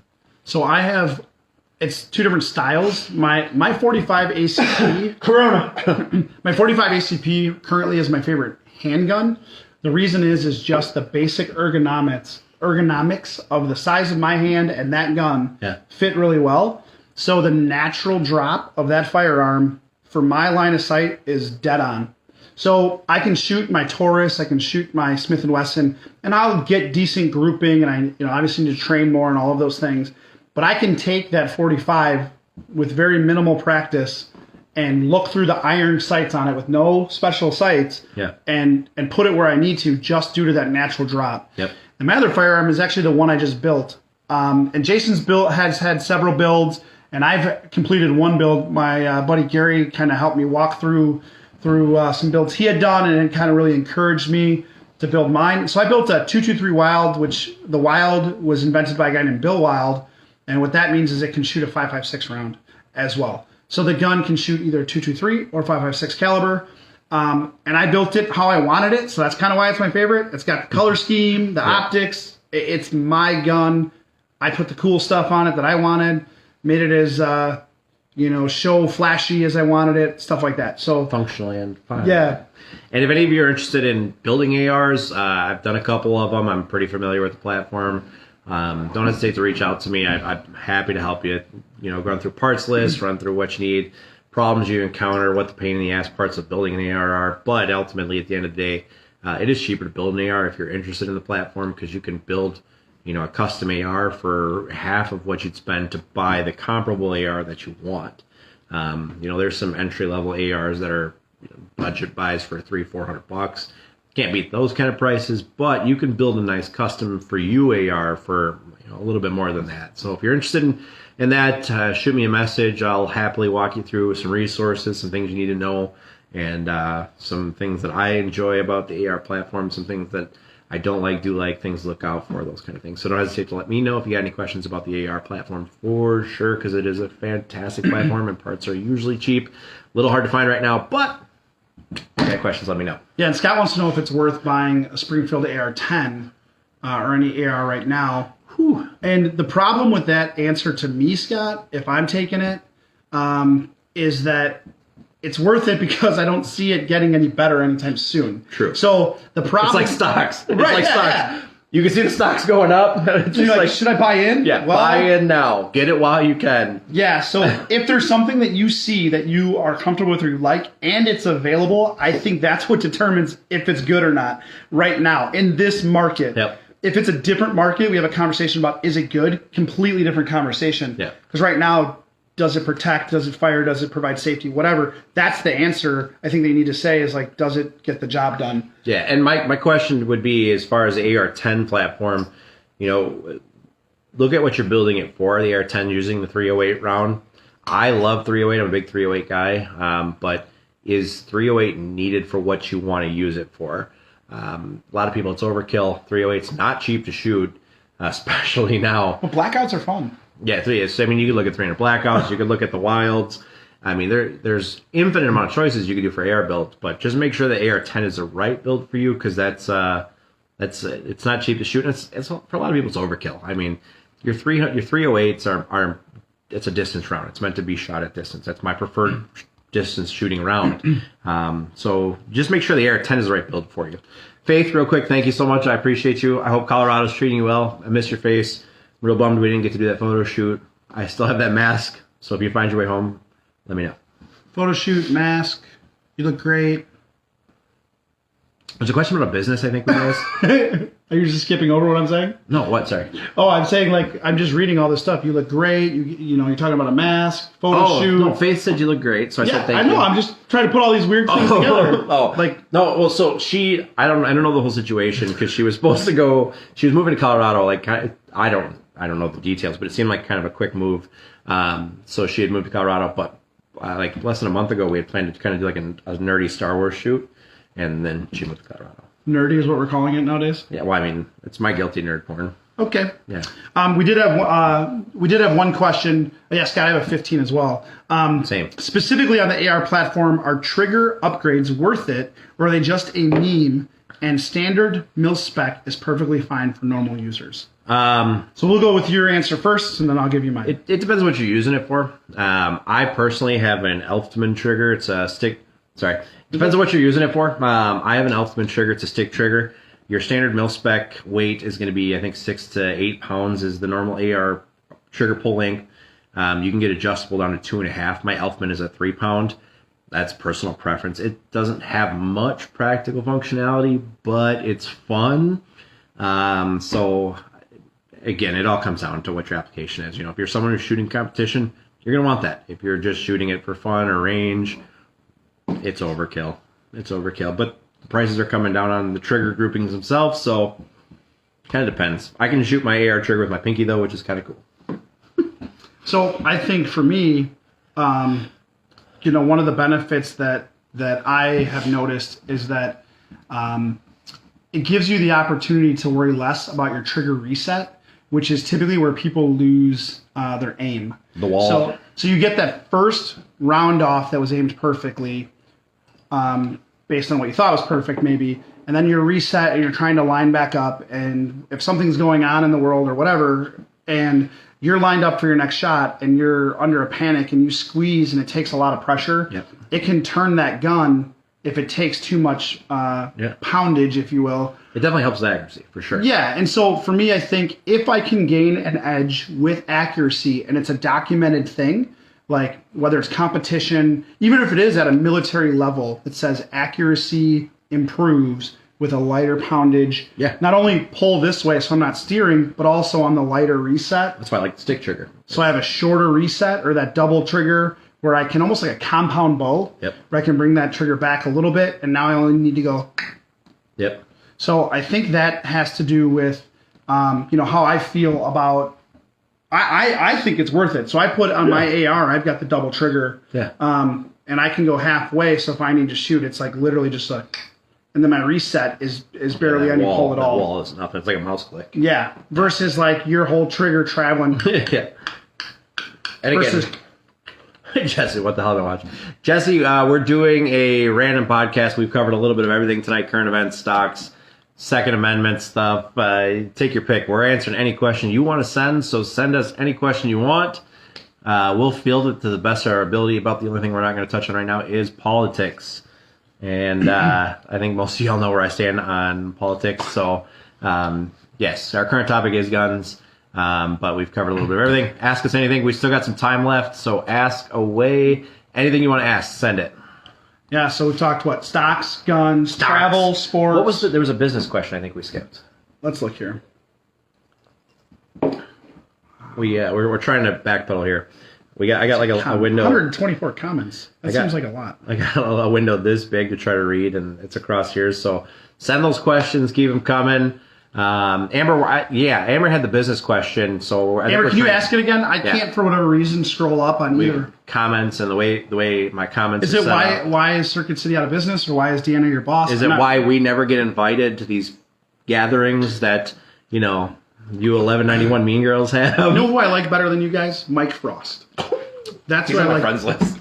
He is? Yeah. Good. I like him. I thought you were saying it facetiously. I am saying it facetiously. What's wrong with you? All right, anyway. All right. Whose career ender was better, Tony Franchers or Mike Frost? Wait, I don't. What was Francher's deal? Ooh, I'm not putting that out there. I know it, but I just.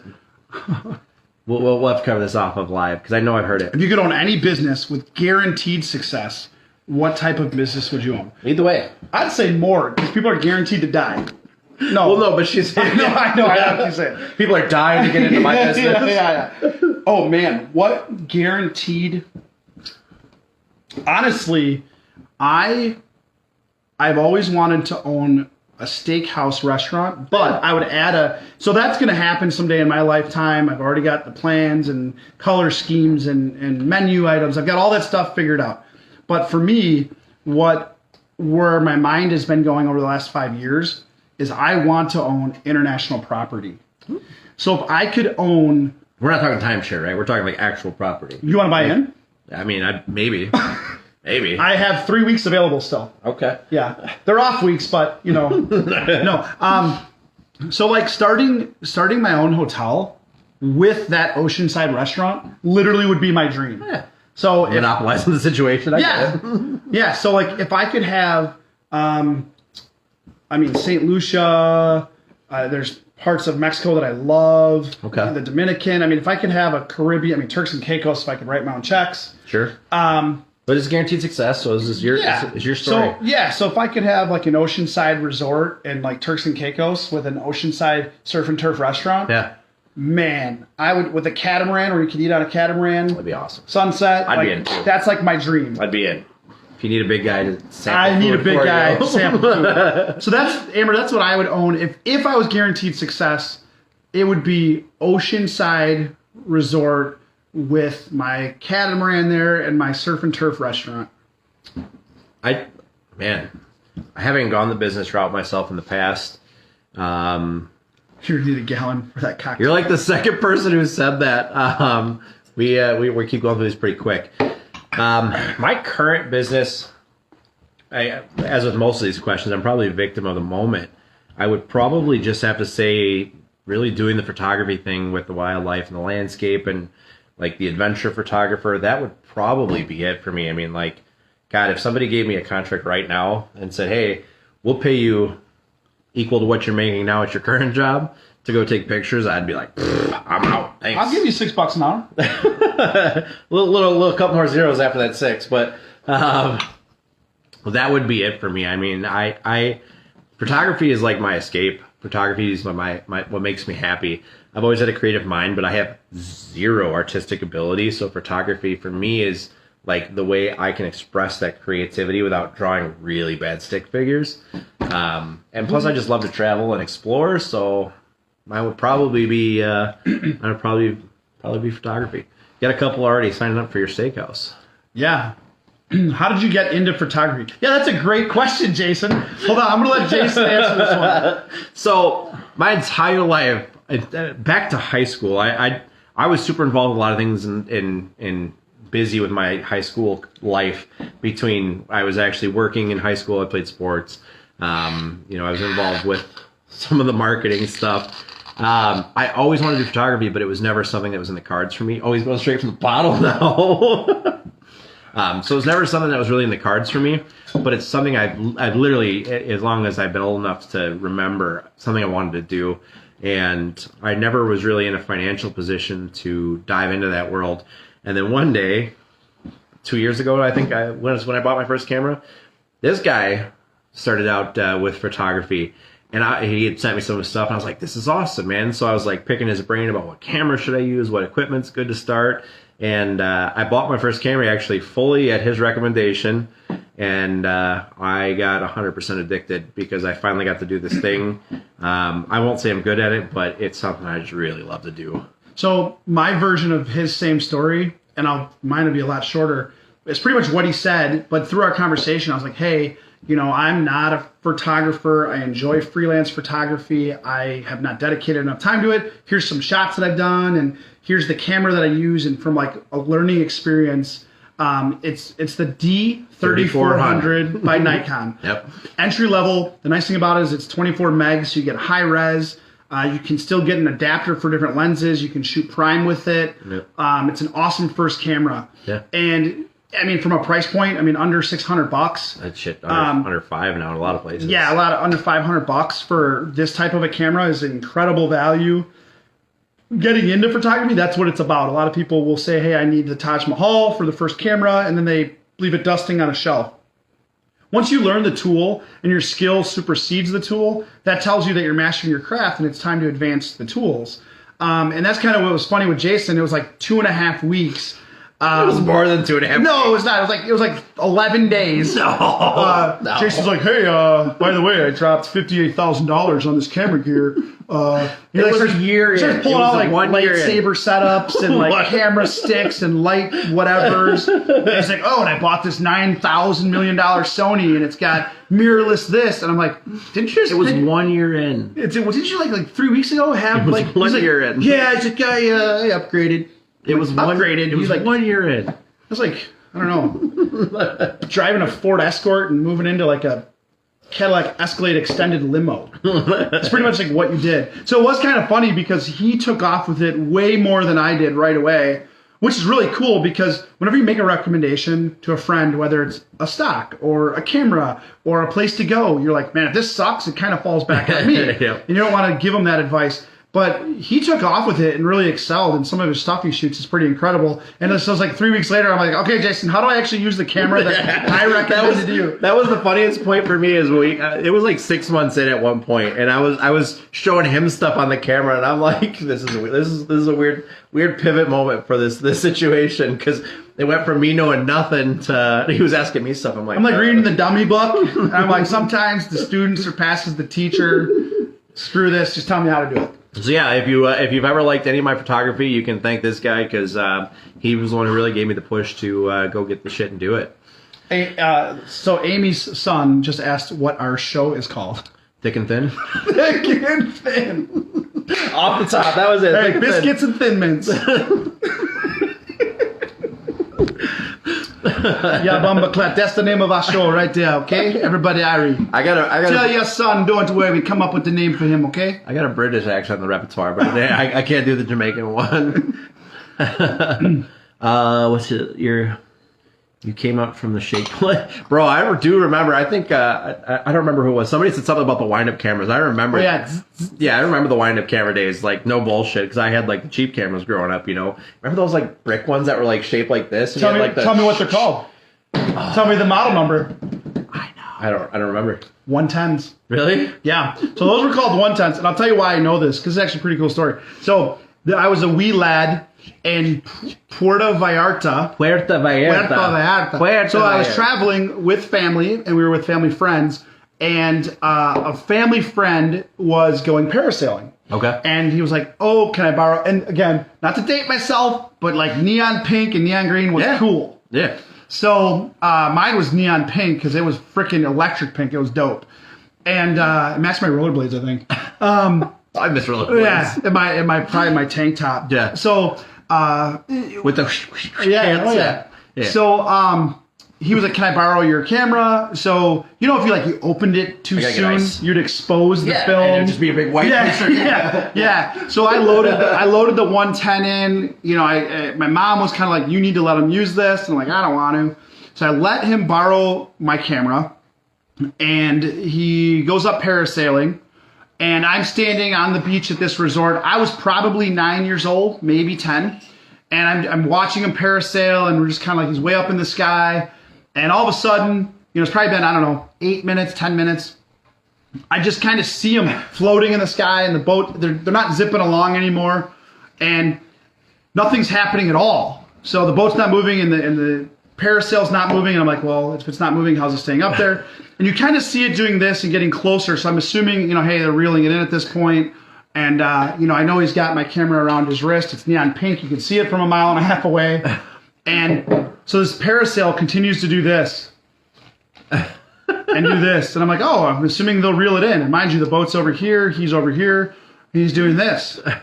And then he's doing this. In the drink. And then he's in the ocean. And I'm assuming, because I'm 9 years old, I'm like, oh, he probably just held his arm up and kept my camera out of the water. Right? Totally his first priority. I had this camera that I bought 2 days before this trip. And it was like my allowance money that I had saved up after mowing lawns. So I was pretty pissed when I found out that the boat ran out of gas. Literally ran out of gas. And they couldn't reel him in fast enough. So second day on vacation in Mexico as like a 9 or 10-year-old, my 110 camera got wet in the ocean and was completely destroyed. Which is why I will never forget the model number That's crazy. of those small rectangle cameras that were like this long and this tall. And they had the button underneath, and you're like... You'd hit the thing, and the whole back popped open, and you stick the film in, and you go... Yeah. So doing a lot of weddings, like honeymoons for weddings, a lot of the trends that I see is the disposable cameras. Really? They get set at the table... Oh, yeah. And then you just take drunk pictures. That's awesome. Yeah. Then you develop them. And that's one of the cool memories that the bride and grooms get is these photos of like randomness. If I wasn't going to be single for the rest of my life, I'd probably do that at my wedding. Well, we could just do a reception if you want to just do one. Party? Yeah. Sweet. Yeah. Perfect. I'm here to party. I'm here to party. So if you're just joining us, ask questions, ask us anything. We've covered a ton of topics tonight. We've covered everything from the stock market to... guns to vacations to trips. Ask us anything right now. We'll answer just about anything except for political questions. We're not fielding those tonight because I think most of you know where I stand on those things at least. So ask us anything. Fair game. We got a little bit of time left here, so make them good. Get us working. Get us thinking. Send us their questions. Make them sauce. Make them drip. That drip. I wonder if Amy's still in here to be like, what's drip? What's the drip? So here's a hot topic. This is extremely hot. So grilled cheese sandwiches. Ooh. This breaks down into 3 parts, and I want to get serious for a minute. Okay. I gotta drop my voice Game down a little bit. Number one. Got to drop his voice a little bit. What type of bread? That's number one. Okay. Right. Like a house, you're only as good as your foundation. Yep. Yep. Right. Yep. The house won't fall if the walls are good. Yep. Right? Yep. Made that up myself. That's good. It's original. Not sure what's going on with him. Number 2, what type of cheese? What if it's a medley? Better be a good medley. Okay. Okay. Here's the Powerball question. To create the golden flavory crust on the outside of the bread, do you use mayo or butter? Now, before everyone says, ew, mayo, or I never use butter, I always use butter, I'd like to know if you've used the alternative, where that came from. Like, did someone show you? Did you Google it? How did you learn to use something else besides butter? The non-butter thing was a whole new world was opened up to me tonight when you told me that. I didn't know anybody used anything other than butter. So I don't have a good answer here. I'd like to hear from some other people because I didn't know using mayo was a thing. It's a pretty big thing. It's a pretty big thing. So what kind of bread? I mean, it depends because that's when you have to start balancing heat. Because if it's like Texas toast or if you're going to try to do something crazy with like sourdough rye, there's different things you can do. Sure. And like certain cheeses melt better too. Yep. So like if you're going to do like a smoked Gouda or if you want to go smoked cheddar, like they have different melt points and stuff. Yep. So I'm just like a standard old, hey, I don't mind American. I got a standard American cheese grilled cheese sandwich. Yep. Keep it classic. Keep her moving. Keep her American. Yeah. Keep her moving. America. Grilled cheese. Mayo. Where did you learn the mayo thing? I don't remember, to be honest. That's why I wanted to know where other people have heard it, because maybe it'll jog my memory. Just in your bones somewhere. Maybe. But mayo and the content of the oil, egg, fat, which is kind of like the combination. Avocado spray oil. Okay. You're weird. Okay. That's healthy AF. Can we remove her somehow? What are you, vegan? I'm paleo, and I've never heard that. Yeah, I'm a paleontologist too. No, a serious note, mayo has a higher smoke point, so it can crust up and golden better. The egg, because of the egg and oil in it. It's like French toast, basically. It's American toast. So, I encourage you, let's see, I thought it was butter spray. Oh, no. Oh, my God. Ay, Dios mío. ¿Por qué? ¿Por qué? So, note to self, Amber's not cooking us meals. Ever. In fairness, side story, Amber, this will help you feel, you understand that I understand your pain. You know that I was at a sports camp as a kid, and I was probably 12, and I took this huge scoop of this. They had a bowl. It was probably this big, no lie, just this mound would look like ice cream, and I scooped a ton on my plate. It was butter.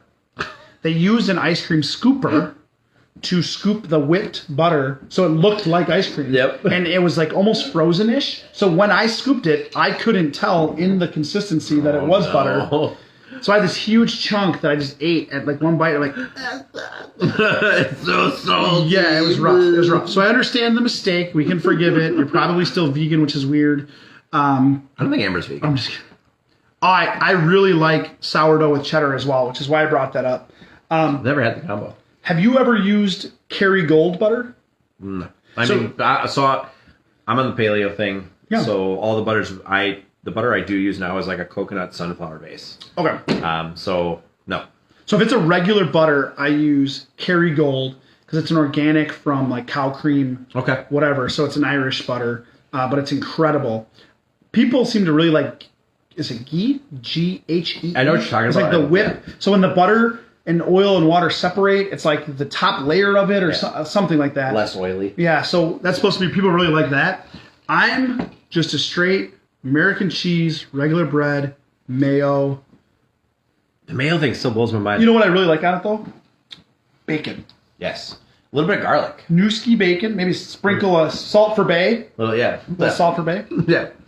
So, do you guys put anything weird on your grilled cheeses? Let us know. We'd love to have this conversation. While we're waiting to hear about your grilled cheese sandwiches, someone's asking, how's your diet going? How do you think it? So, paleo isn't as bad as I thought it was going to be. I'm on a very loose, I don't want to say very loose, but I'm on a pretty loose paleo.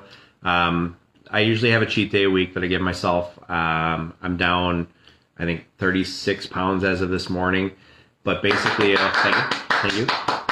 Basically, for the paleo stuff, I'm just avoiding processed foods. I'm avoiding dairy.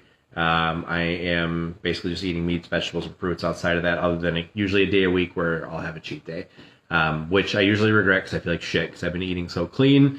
But as he grabs the Doritos, it's not as bad as I thought it was going to be. And actually, the biggest thing for me is it's very noticeable in the gym. I have someone who's not in the last 4 years, 5 years, but prior to that, I lifted my whole life.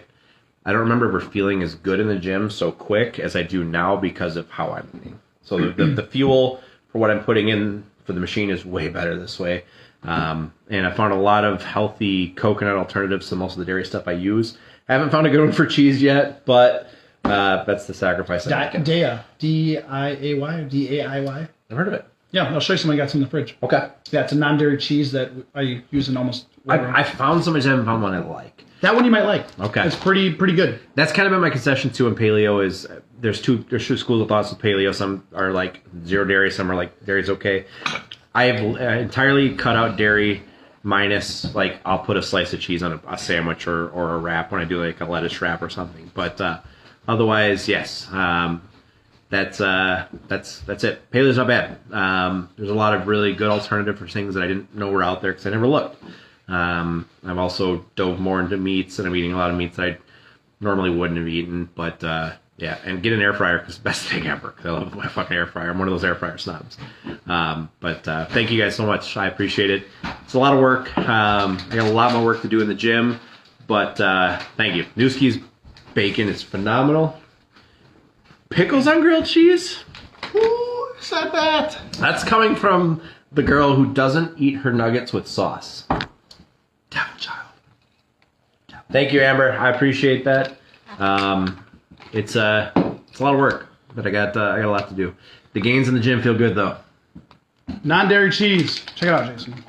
Okay. So you might like this. Actually, look, pepper jack. We got some sharp cheddar. Everything from pizzas to quesadillas. I found a shred one that I just bought. It's vegetable based, but what's this? Let me take a peek here. Yeah, take a peek. Keep the questions coming. Take a gamber.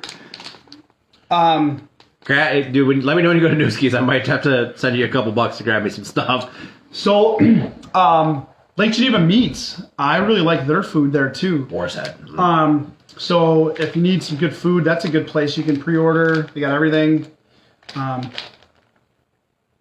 It smells like cheese. Smelling my cheese right now? It smells like cheese.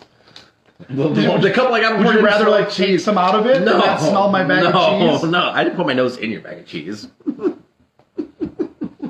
Who smells somebody else's cheese? Yeah, let us know how you feel about that as well. Yeah. No, but I'm pretty proud of you, Jason. I know that we've talked about outdoor activities and just different things where you felt like it's held you back. Yeah.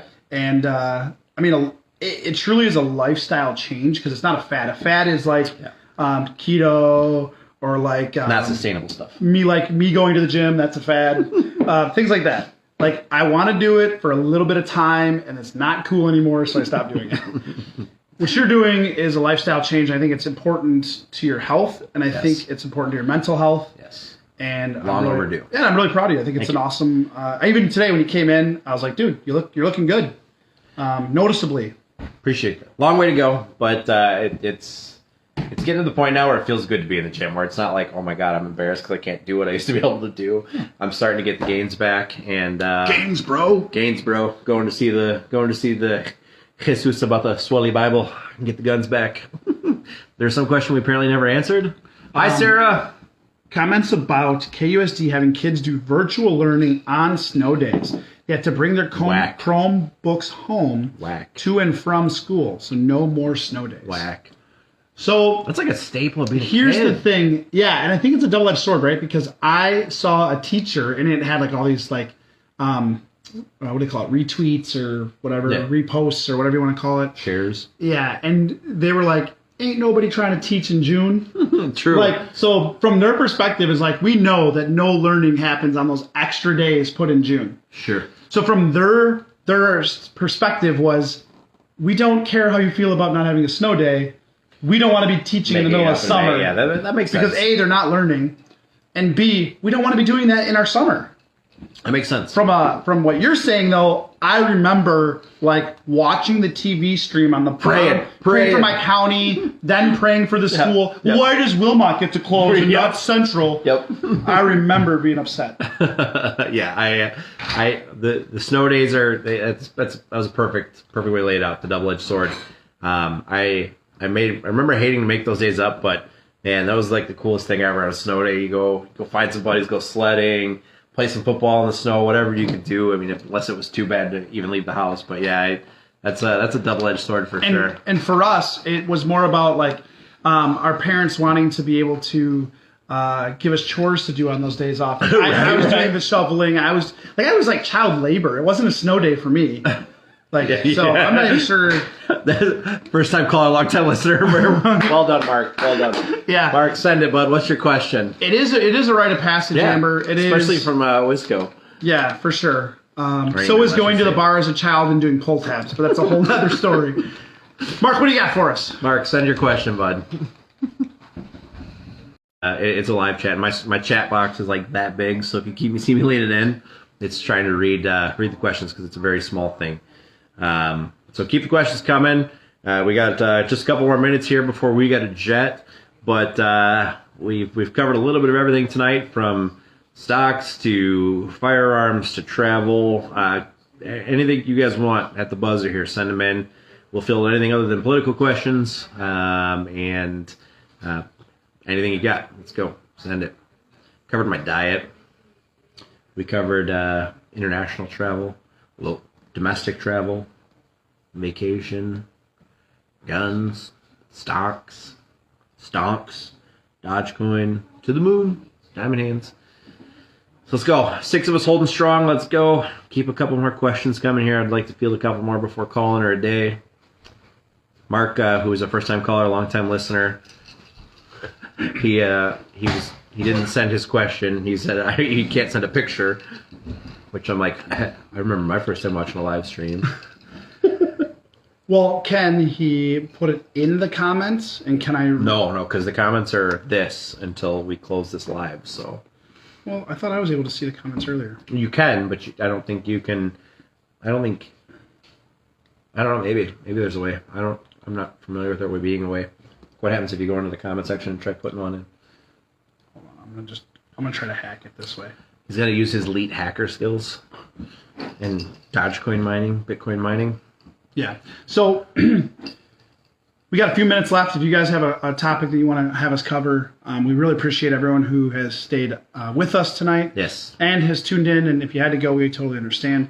So Jason and I have talked about doing podcasts as a thing.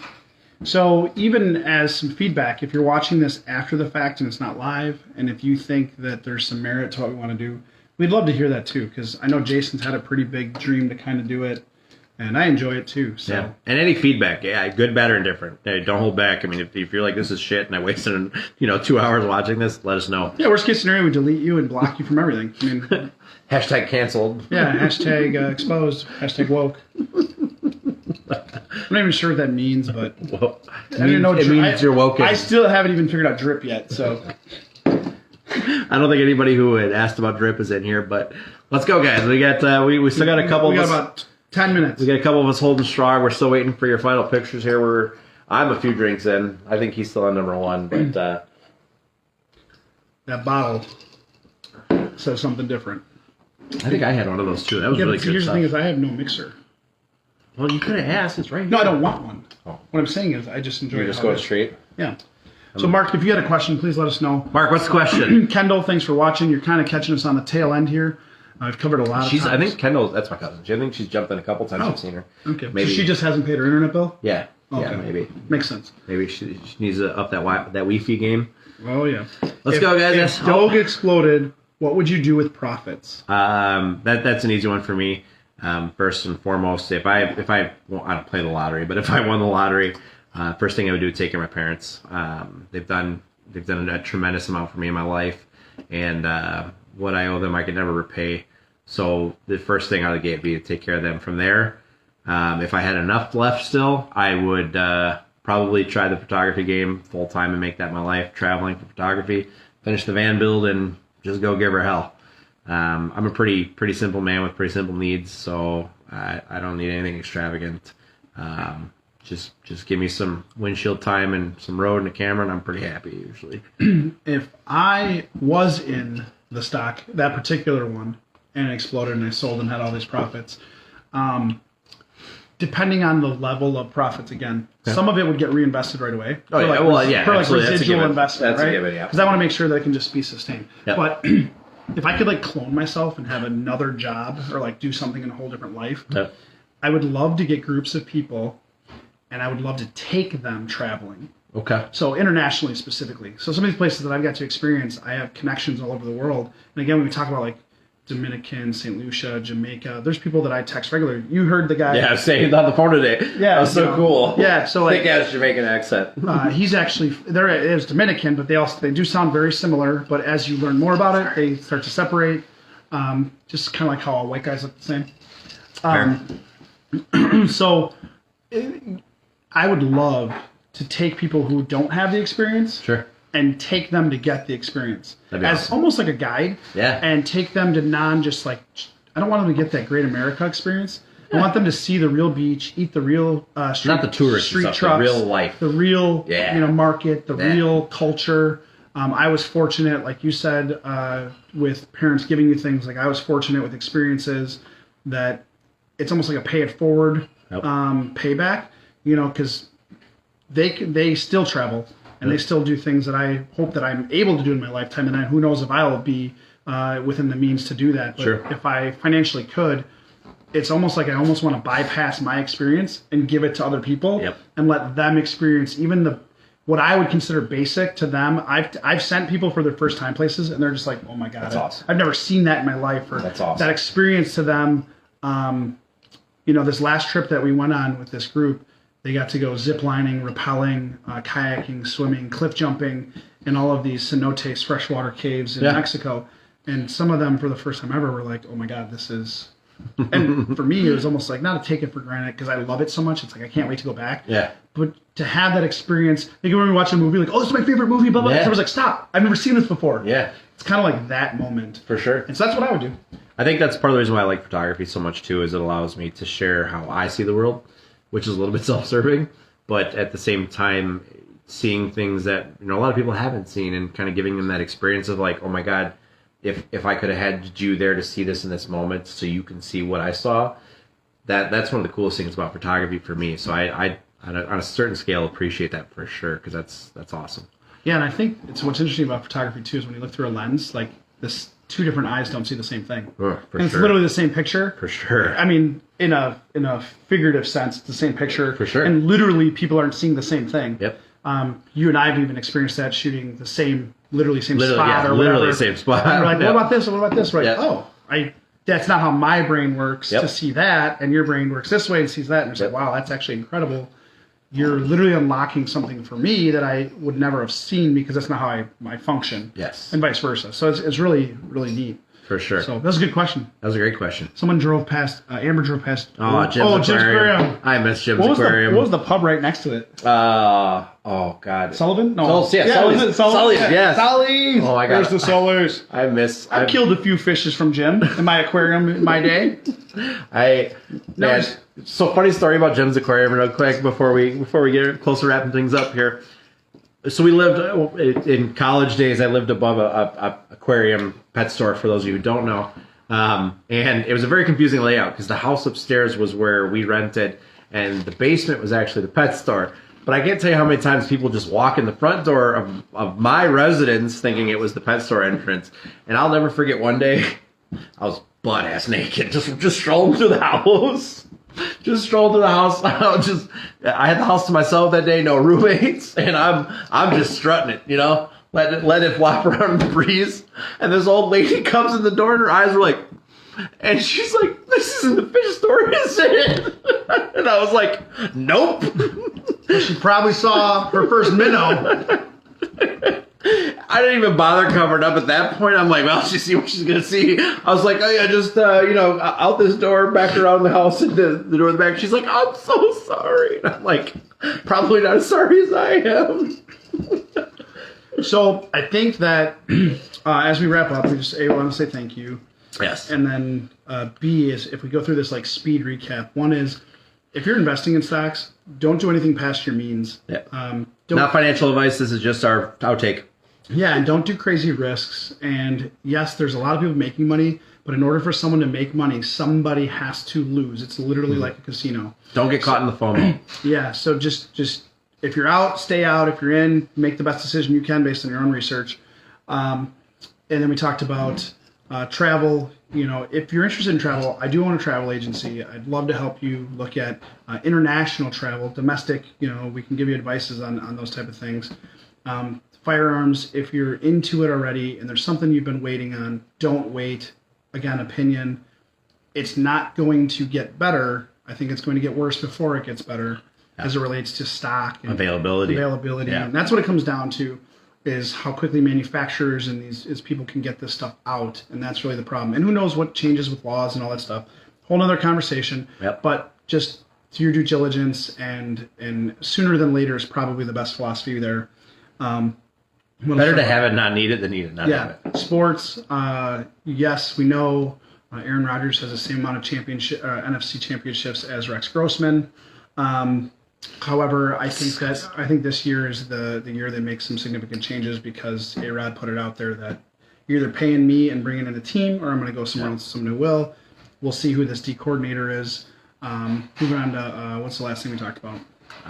Domestic travel we talked about. Yeah. If you want to do it, just do it. You need to do it now. Don't wait. If you look at recommendations too much, like the international stuff, I've been to all but I think 8 of the states in the country at depth. Don't hesitate to reach out to him for the international stuff, me for the domestic stuff, even him for the domestic stuff too. But any questions you have about domestic travel, international travel, feel free to message us. I mean, I don't think in any of this stuff, I don't think any of either him or I are too busy to help a friend out. So if you got questions, always shoot me a message. I'm always available. I'm happy to talk, and a lot of times it's a good reprieve through our work days.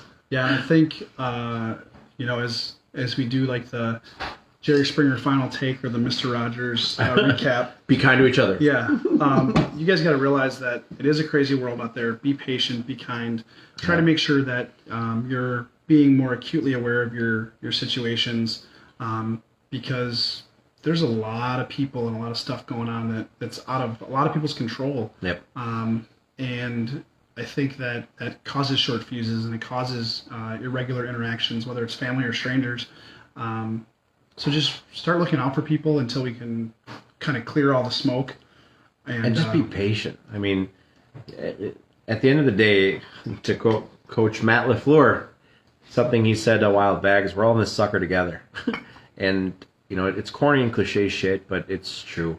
I deal with people in high-stress situations every day for my job, and there's almost no buffer anymore. And just take a step back from what you're doing. Count the things you're grateful for. I've had a lot of rough goes in the past month, and that's something that I've learned, is to focus on what I do have instead of what I don't have, and don't turn an anthill into a mountain. mitigate your problems, take a step back, be patient, and don't be a dick. Yeah, that's one way to put it.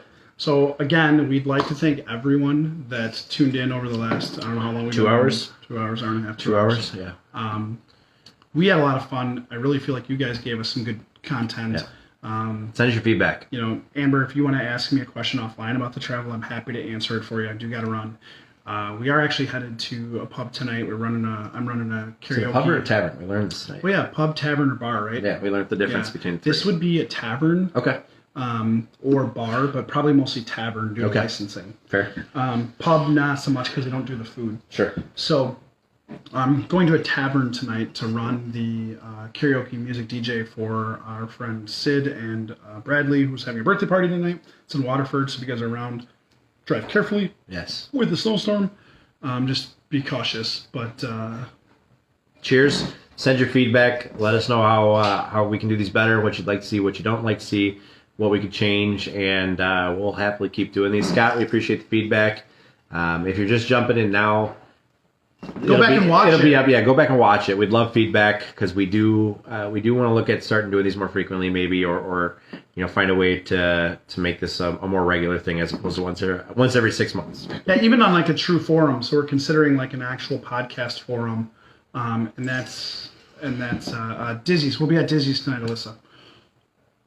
So podcast is probably our next step if we get the good feedback from you guys. So we're really looking to see if you guys think it's worth it, because we really enjoy it and we love the discussions and doing it for the fans, bro. Doing it for the fans. Onlyfans.com. Thick and Thin. Yes.